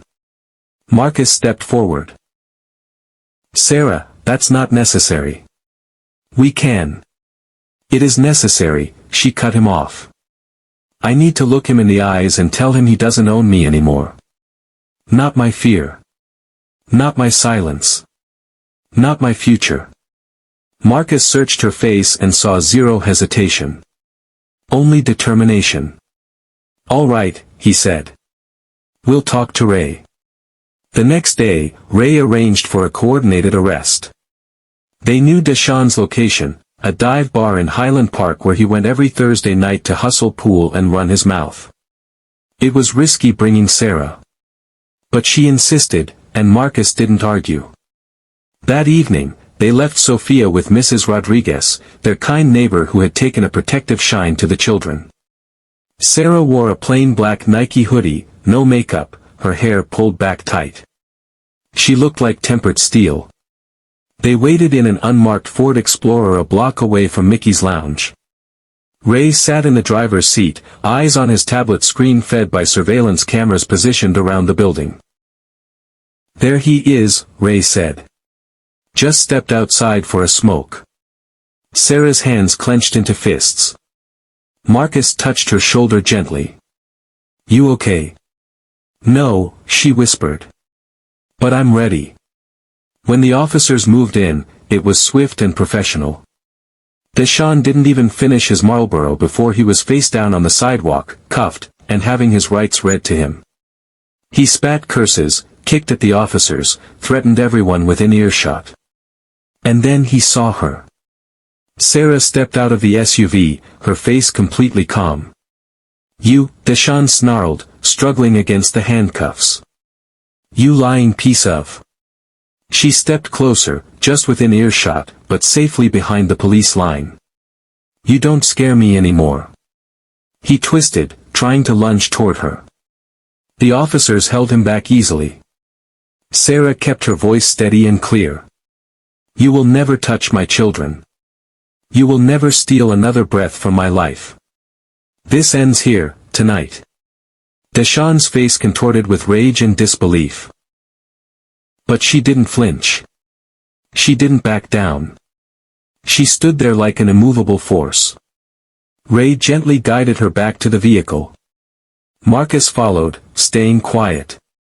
Inside the Explorer, Sarah stared straight ahead, breathing slowly and deeply. That was incredibly brave, Marcus said. She shook her head. That was necessary. And as they drove away into the Detroit night that somehow felt lighter, cleaner, Sarah leaned back in her seat and closed her eyes. She wasn't smiling. But something fundamental inside her had shifted. She wasn't just surviving anymore. She was living. 6 months later. The morning sun streamed through the kitchen windows of their new home in Royal Oak, a modest 3-bedroom house with a real backyard where Sophia could play safely. Sarah stood at the stove making pancakes, wearing scrubs from her job at Detroit Children's Hospital, where she now worked as a patient advocate. Marcus sat at the kitchen table, helping Sophia with her second-grade math homework while Isaiah banged cheerfully on his high chair tray. "Mr. Marcus," Sophia said, looking up from her worksheet, "do you think we'll always be a family?" Marcus glanced at Sarah, who turned from the stove with a knowing smile. "Always," he said simply. "Families aren't just about blood. They're about the people who choose to love you every single day." Sarah walked over and placed a gentle hand on his shoulder. "Even when you leave dirty dishes in the sink," she teased. "Hey, that was one time," Marcus protested, grinning. Outside, Detroit was waking up, traffic building on Woodward Avenue, school buses rumbling to life, the city moving forward like it always did. Inside their home, a family that had found each other against all odds was doing the same thing, moving forward, together, one ordinary, beautiful morning at a time. She was reclaiming her life piece by piece, breath by breath. And for the first time in years, the world didn't feel like a trap. It felt like home. The house in Grosse Pointe felt completely different after Deshawn's arrest. There was no official announcement, no celebration party. Yet something in the atmosphere had fundamentally shifted, like windows had finally been thrown open and years of stale fear were drifting away on the Michigan breeze. Sarah stood barefoot in the kitchen the morning after, stirring steel-cut oats while humming an old gospel song her grandmother used to sing. Isaiah sat in his Fisher-Price high chair, banging his tiny hands against the tray, his toothless grin lighting up the entire room. Sophia wandered in with a stack of construction paper and markers, determined to create a certificate of bravery for her mom.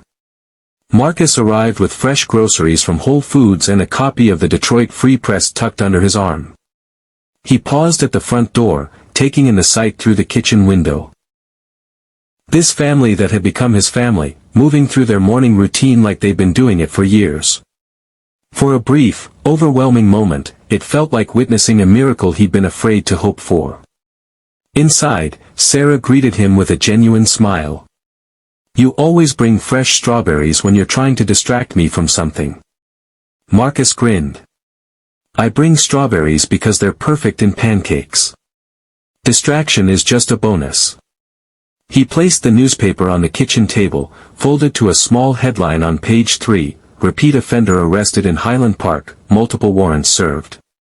Sarah glanced at it briefly. "I don't need to read about him," she said simply. "He's not the story anymore." Marcus nodded, his chest tightening with emotion. "You're absolutely right. You always were the real story." After breakfast, they all went for a walk around the neighborhood. Marcus pushed Isaiah in a new Graco stroller, Sophia skipped ahead practicing hopscotch patterns on the sidewalk, and Sarah walked slowly beside him, letting the autumn sun warm her shoulders. She wore a soft cream cardigan, dark jeans, and carried herself without any trace of the defensive armor she'd worn for so long. They passed a row of Victorian houses where an elderly couple waved from their front porch. Sophia ran up to pet their golden retriever puppy, and Sarah laughed when the dog tried to lick her face. "This," Sarah said quietly, "is the first morning I've woken up and didn't immediately check every window and door." "That's definitely something worth celebrating," Marcus replied. They stopped at a small neighborhood park with weathered benches and a slightly rusty swing set. Sophia raced toward the swings, calling for Marcus to push her higher. As he obliged, Sarah sat on a bench and watched them with an expression caught somewhere between gratitude and wonder. "Do you ever worry," she asked softly, "that this is all too good to be real? That it's just a beautiful moment before everything falls apart again?" Marcus slowed the swing gently. "I used to think exactly that way. But now I believe in moments like these because they're real, and we fought like hell to earn them." Sarah nodded slowly. "Fighting feels different when you know someone's got your back." She didn't say thank you. She didn't need to. The understanding between them ran deeper than words.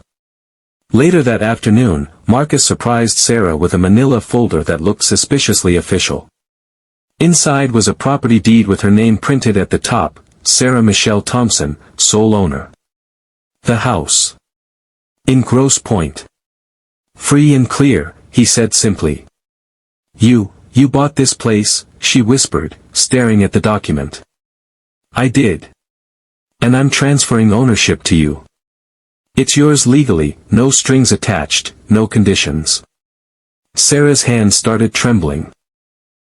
Marcus, I can't accept something this huge. Yes, you can. Because this isn't charity, it's restoration. You're rebuilding your entire life. You need a solid foundation to build on. Tears filled her eyes. I've never owned anything. Not even a car was ever in my name. Now you own your future, he said gently. Sophia burst in then, covered in glitter, holding her homemade certificate. Mom! I finished it. You're officially the bravest person in the whole entire world. Sarah knelt down, hugging her daughter fiercely. Marcus stepped back, giving them their moment, his heart simultaneously breaking and overflowing. That evening, they had a quiet celebration dinner, just the four of them around the kitchen table. Sarah lit a single vanilla candle in the center, not for ceremony but for meaning. For light conquering darkness. After dessert, Sophia leaned over and whispered conspiratorially to Marcus, "Do you think you'll ever marry my mum?" Marcus nearly choked on his coffee. "That's not really up to me, sweetheart." "Well, you should," Sophia said with 8-year-old wisdom. "You both like cooking, you both worry too much, and you both make me feel safe. That's definitely true love." Marcus laughed until happy tears formed in his eyes, and across the table, Sarah's face glowed with the kind of joy that comes from knowing you're exactly where you belong. Later, after the kids were fast asleep, Sarah joined Marcus on the front porch. The Michigan evening air was crisp and clear. "I heard what Sophia said earlier," she said with gentle teasing in her voice. "Kids say the most unexpected things," Marcus replied. "She's not wrong, though." Marcus turned to face her. "Sarah, you don't owe me anything. You never have." "I know," she said softly. "That's exactly why it means everything." The silence between them was no longer heavy with unspoken fears. It was rich, comfortable, full of possibility. "Do you believe in second chances?" she asked. "I believe in people who fight for them," he said. She leaned her head against his shoulder. "Then maybe I'm starting to believe in them too." The Detroit night air was cool and sweet. Stars scattered overhead like quiet witnesses to their journey. And for the first time since this whole beautiful, chaotic story began, there was nothing chasing them. Only peace. Only the promise of whatever came next. The morning after their porch conversation, Sarah woke before sunrise. The house was still wrapped in comfortable darkness, filled only with Isaiah's soft breathing and the gentle ticking of the kitchen clock. She padded barefoot to the kitchen and stood by the window, watching the sky slowly shift from deep black to pale gold. For the first time in years, she wasn't afraid of the day beginning. But something lingered, a memory she hadn't invited, pressing itself into the quiet morning. She made coffee, sat at the kitchen table, and opened the journal she'd been keeping since moving to Grosse Pointe. The pages were filled with fragments of thoughts, hopes, fears she'd been processing. Today, her hand moved slowly across the page, writing a name she hadn't spoken in 15 years. Keisha, asterisk. Her younger sister. The last time they'd spoken was the night before Sarah left home for good, 19 years old, pregnant, terrified, and alone. Keisha had begged her to stay, but Sarah had already packed her fear and stubborn pride into a duffel bag and walked out into a world that didn't care whether she survived. She hadn't heard from Keisha since. Years passed. Life twisted and shattered and slowly rebuilt itself. But that thread between them remained, frayed but never completely broken. Marcus came into the kitchen quietly, rubbing sleep from his eyes. "You okay?" Sarah nodded. "Just thinking. About my sister." I didn't know you had a sister. I do, but I haven't seen her in 15 years. Last I heard, she was still in Chicago, working at the public library. She always loved books more than people. Marcus poured himself coffee. Do you want to try to find her? Sarah hesitated. I'm not sure what I'd even say. Sorry, I disappeared into thin air. Here's my trauma and 2 kids. He leaned against the counter. Maybe you'd just say, I missed you. That afternoon, while Isaiah napped and Sophia created sidewalk art with colored chalk in the driveway, Marcus made some discreet phone calls to a few contacts. By evening, he had a name, an address, and a phone number written on a slip of paper. He handed it to Sarah. She's in Chicago still. Branch manager at the Woodlawn Public Library. Same last name, Richardson. It's definitely her. Sarah stared at the information. I don't know if I'm ready for this. There's no deadline, Marcus said gently. Just possibility. She tucked the paper into her journal. Thank you. That night, Sarah barely slept. She lay awake listening to the house settle around them, memories washing over her in waves, fights with their mother, Keisha reading fairy tales under bedcovers with a flashlight, their shared dreams of escaping their neighborhood someday. The next morning, Sarah stood in the kitchen with her phone in her trembling hand. She dialed the number before she could lose her nerve. The phone rang 3 times. Woodlawn Library, this is Keisha. Sarah's throat closed up completely. Keisha. It's Sarah.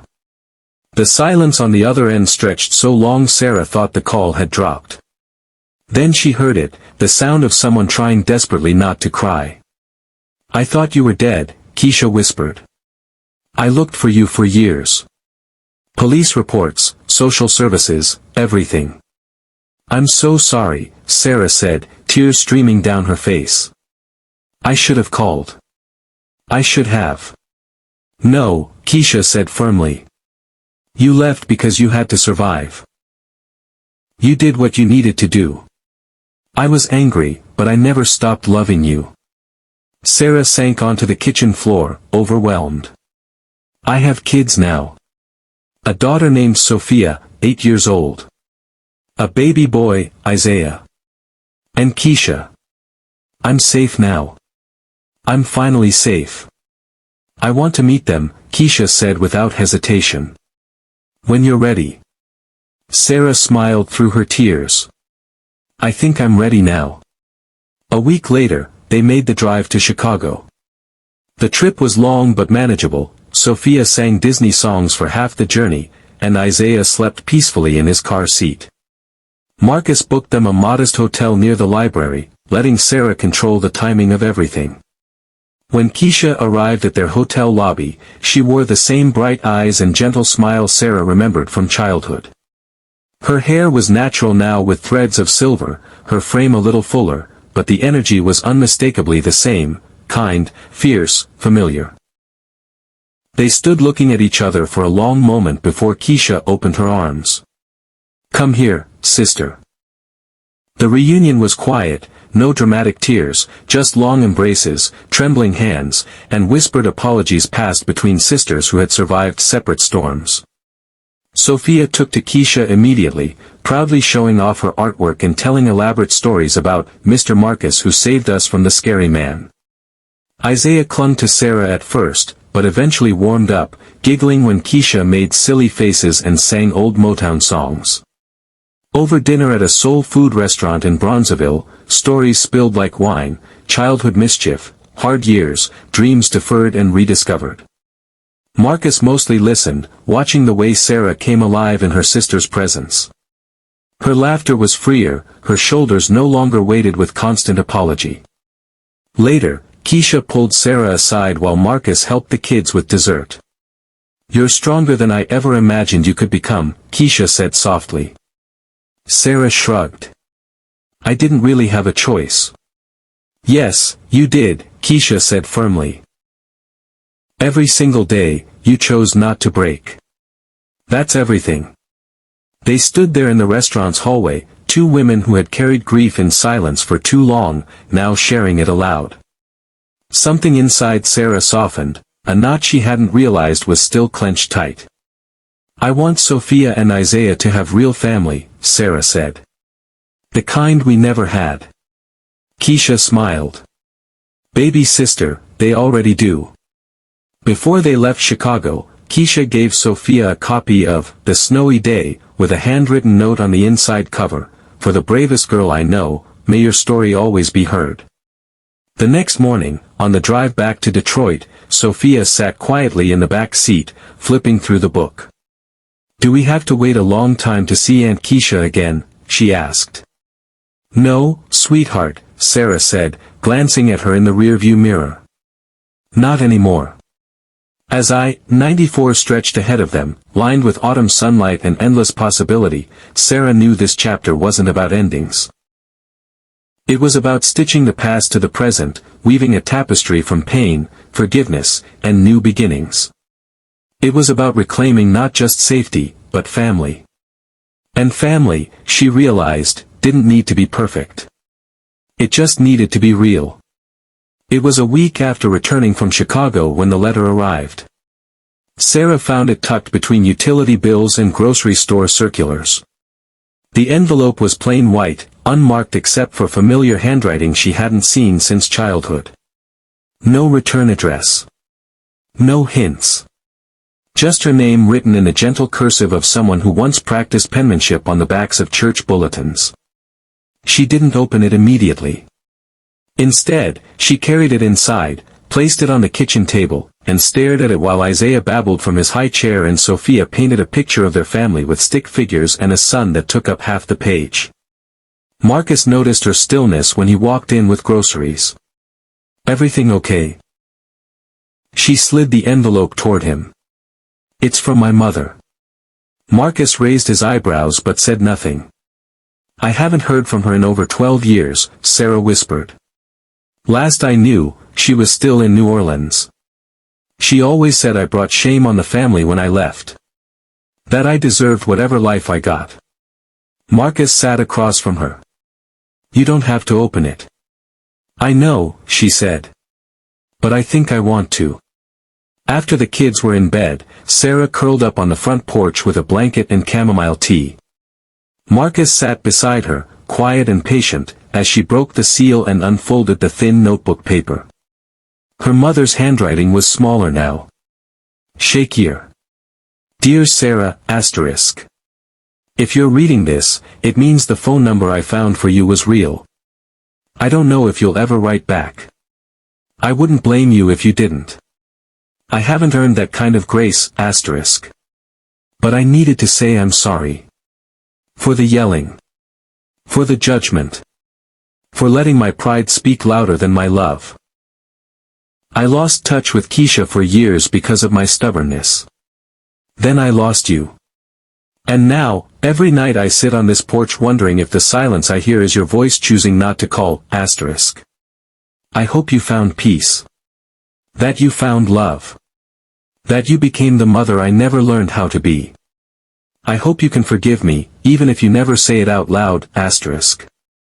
All my love, asterisk. Mom." Sarah read it twice, then a third time. By the end, her hands were shaking. Marcus reached for her hand. "You okay?" She nodded, blinking back tears. "I don't know what to feel. I thought I'd buried her voice years ago. But here it is, still alive in my head." "She sounds like she's trying," Marcus said gently. Sarah gave a bitter laugh. "Trying now? After everything?" Marcus didn't argue. He let the silence breathe between them. "I don't know if I can forgive her," Sarah said quietly. "Forgiveness isn't about forgetting what happened," Marcus said. "It's about freeing yourself from carrying it."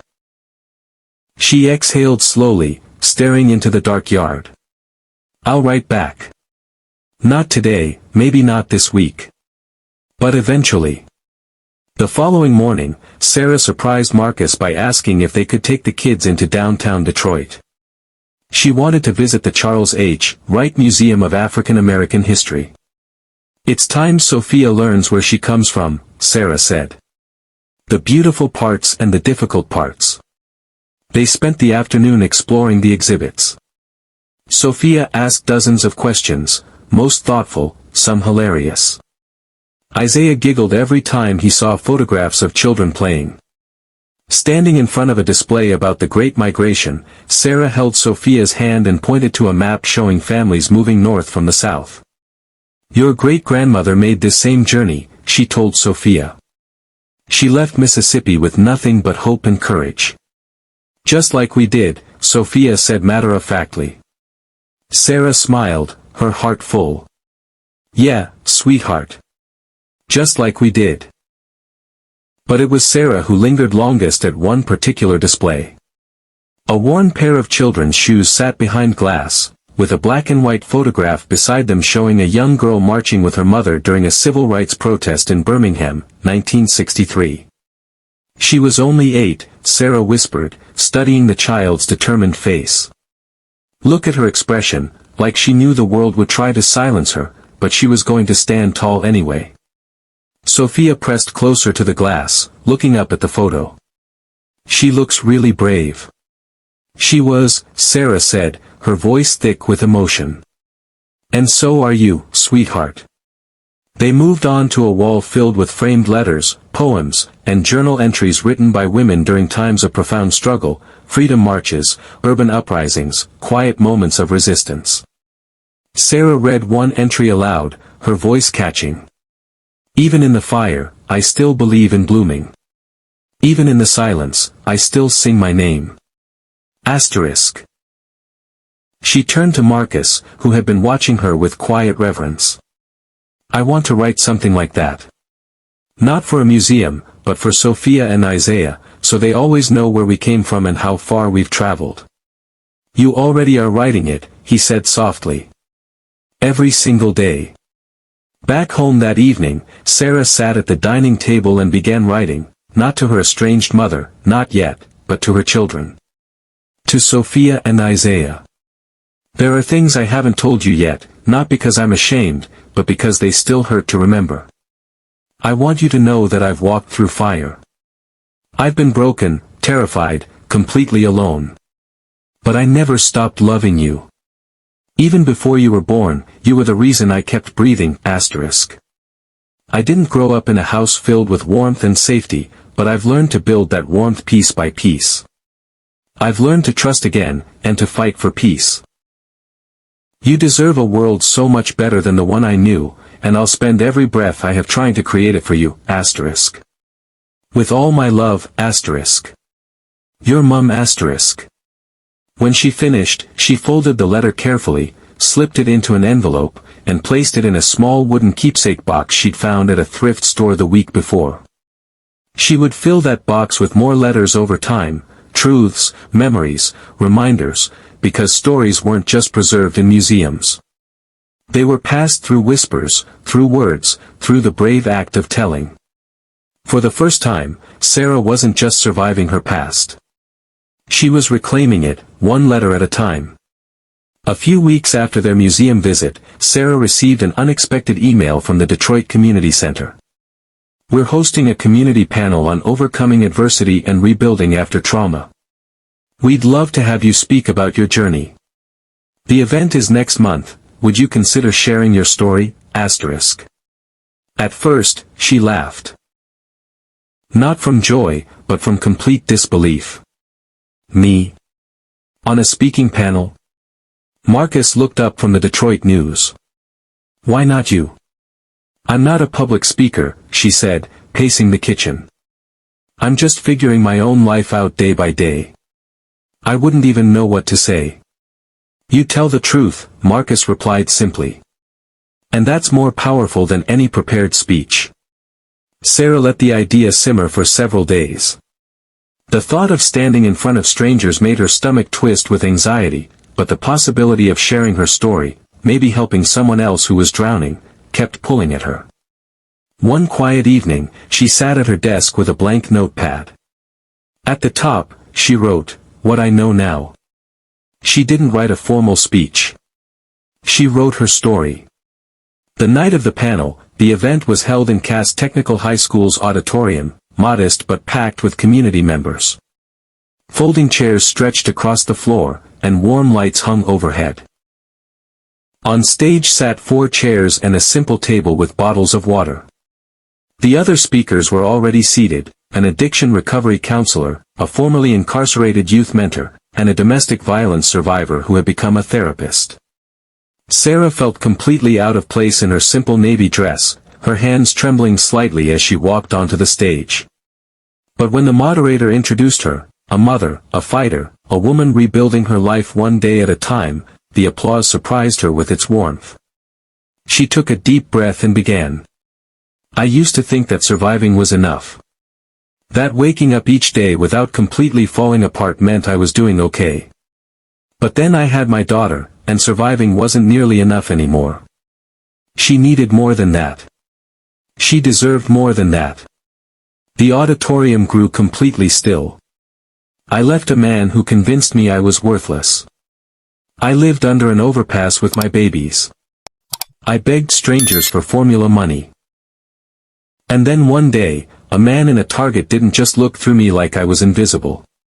He saw me, not just the dirt on my clothes or the desperation in my eyes, but me. She glanced at Marcus in the audience. He gave her a small nod, steady and proud. I've been afraid every single day since then. But I keep choosing to show up anyway, for my kids, for myself, and for every woman sitting in this room who thinks she's too broken to start over. When she finished, the auditorium was silent for a heartbeat before erupting in sustained applause. Several women in the audience were wiping tears from their eyes. During the Q&A portion, a young mother raised her hand. How do you stop feeling like you don't deserve good things? Sarah's answer came from her heart, you practice. Every morning, you wake up and practice believing you matter. Some days you'll fail at it. But you keep practicing anyway. After the event, 3 different women approached Sarah. One asking for her phone number, another sharing her own story, a third simply saying, thank you for making me feel less alone. Driving home that night, Sarah felt something she'd never experienced before, the profound power of using her voice not just to survive, but to heal. People stood and applauded. Some wiped away tears. A few approached her afterward to share their own stories, to hug her, to tell her that her words had given them something they thought they'd lost forever, hope. One young woman clutched Sarah's hand and whispered, I'm leaving him tonight. Because of you. Sarah held her close, whispering back, you're not alone in this. After the panel, Marcus drove her home through the warm Detroit evening. The windows were rolled down, spring air flowing in along with distant music from someone's backyard cookout. You were absolutely incredible up there, he said. I was terrified the entire time. You didn't show it at all. She turned to face him. You were right. Telling the truth really is powerful. I didn't do anything. You're the one who lived through it all. No, she said softly.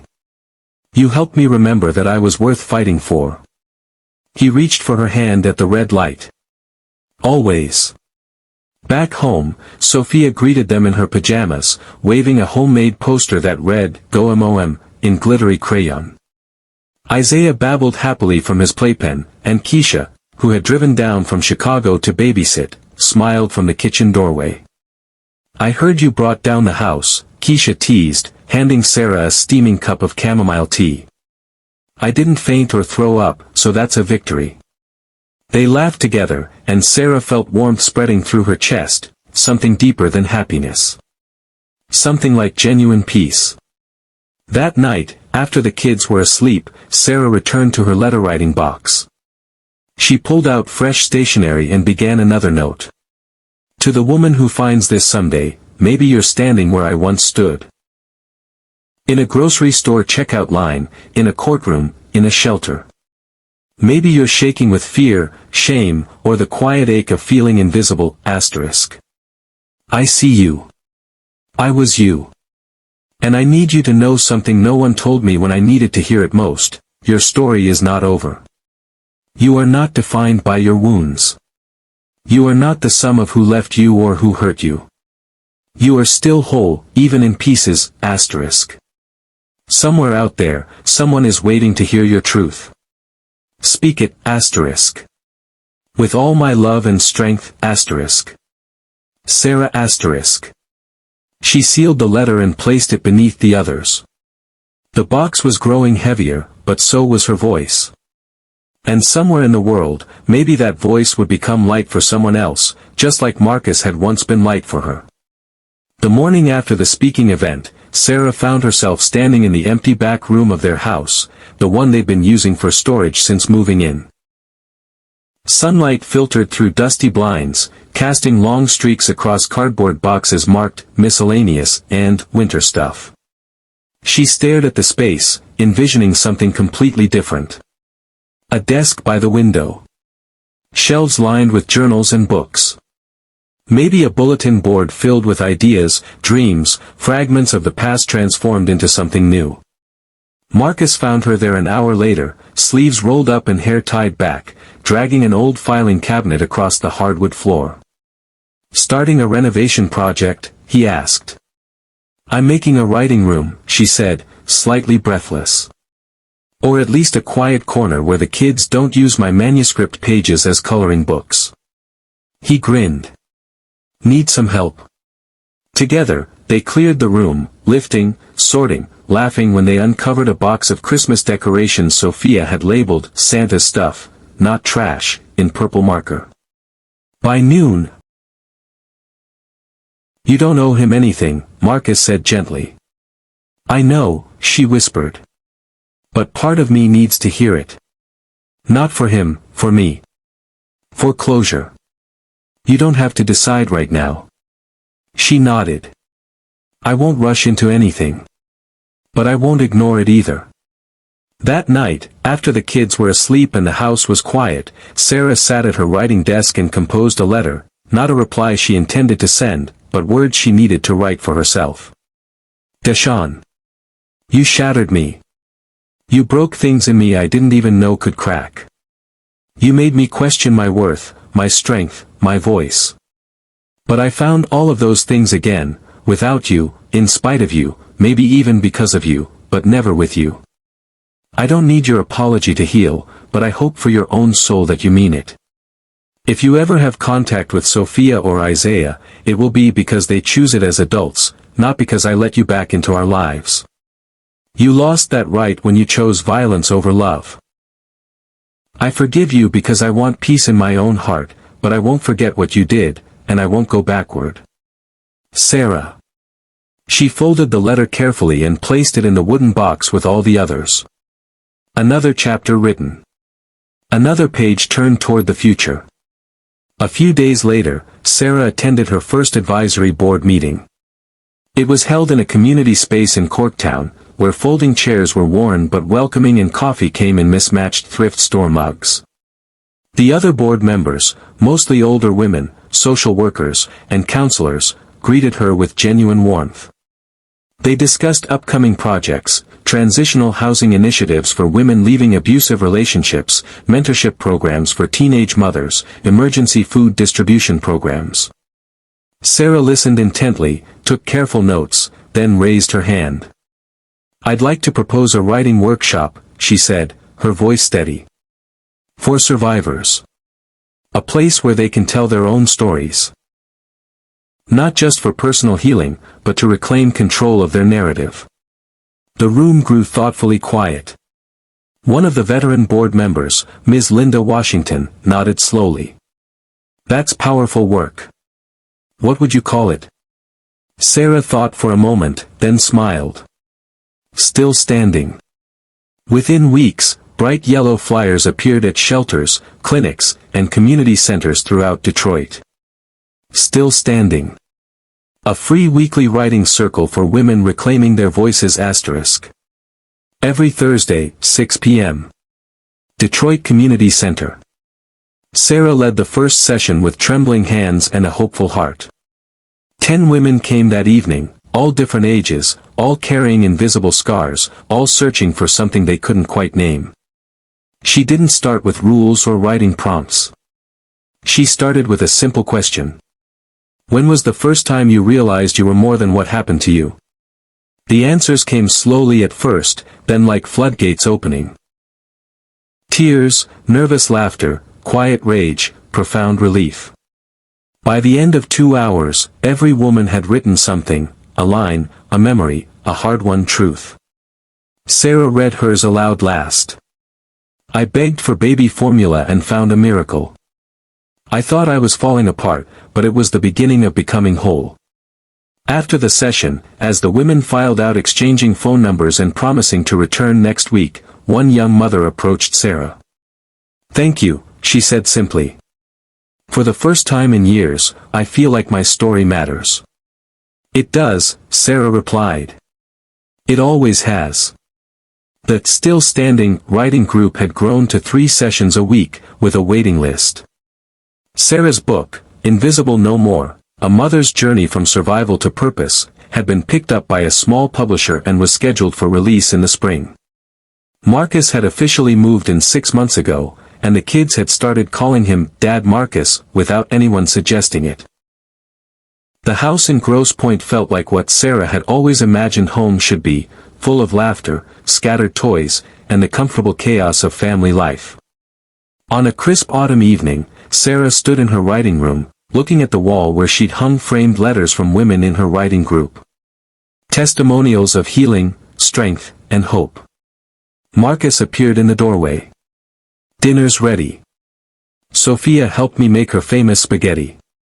Famous because she uses an entire bottle of Parmesan cheese. That's the secret ingredient, he grinned. As they walked toward the kitchen together, Sarah caught sight of herself in the hallway mirror. The woman looking back at her bore little resemblance to the scared, broken person who had stood in that Target checkout line 2 years ago. This woman stood tall.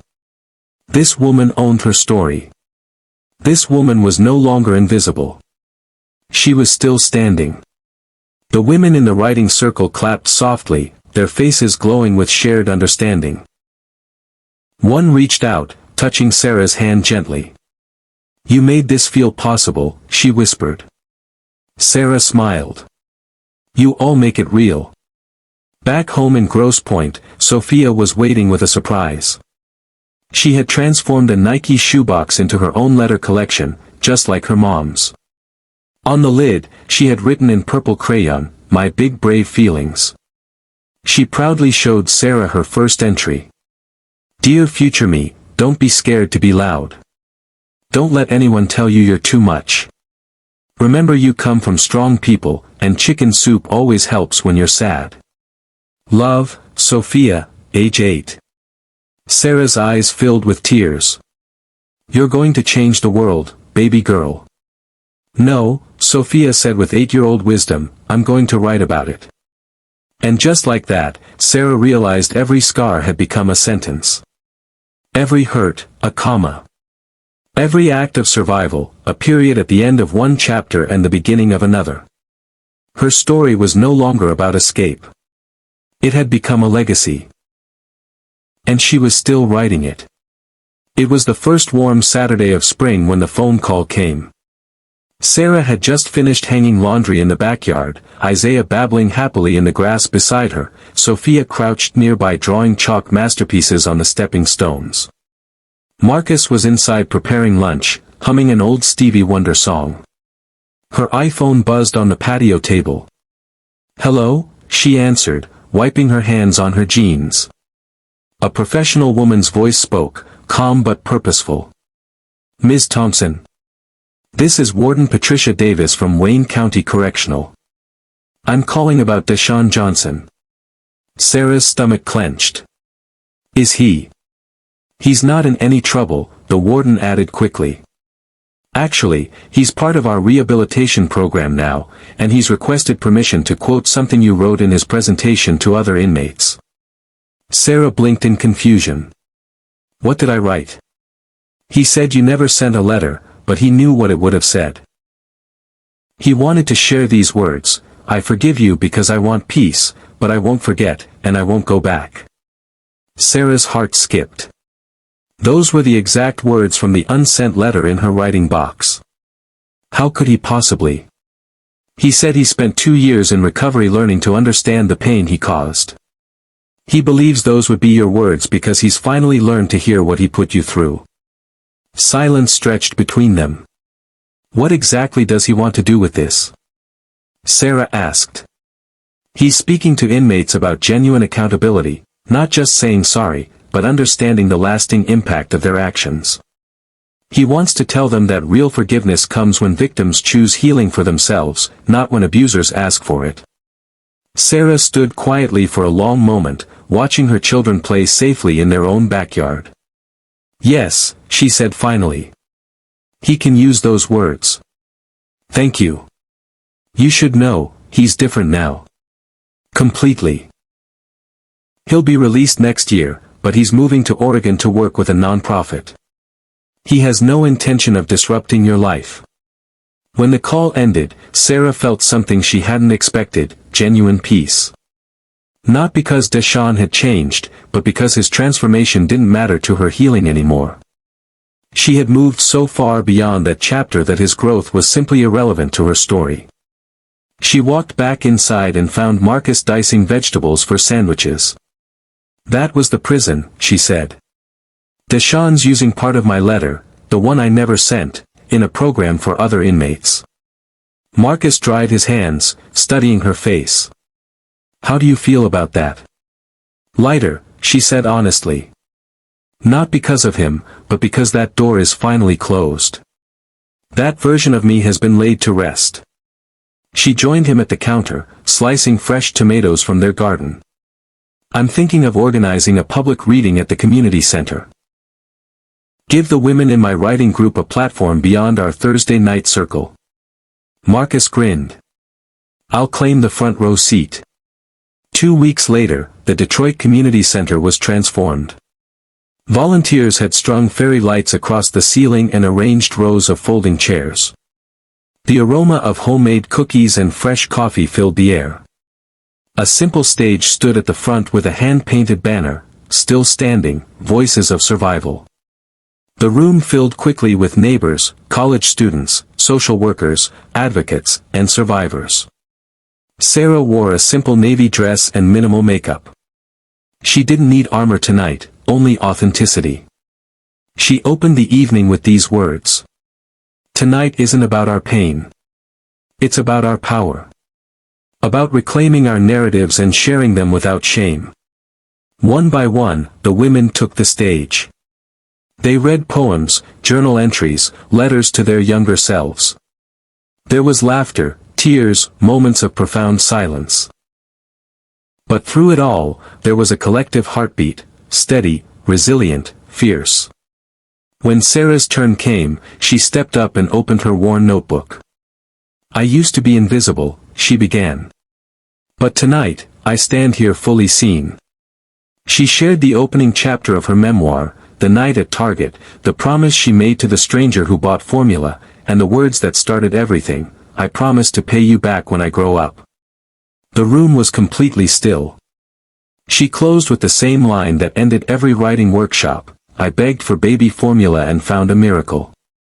I thought I was falling apart, but it was the beginning of becoming whole." When she finished, the applause was thunderous. Afterward, as guests mingled and soft jazz played in the background, an elderly woman approached her, a stranger with silver hair and kind eyes. "I don't know you personally," the woman said, "but I feel like I've known you forever. Your story, it was mine once, 40 years ago. And now, I think I'm finally ready to tell it." Sarah embraced her warmly. That night, as they packed up chairs and turned off lights, Sophia ran up holding a paper crown made from folded event flyers.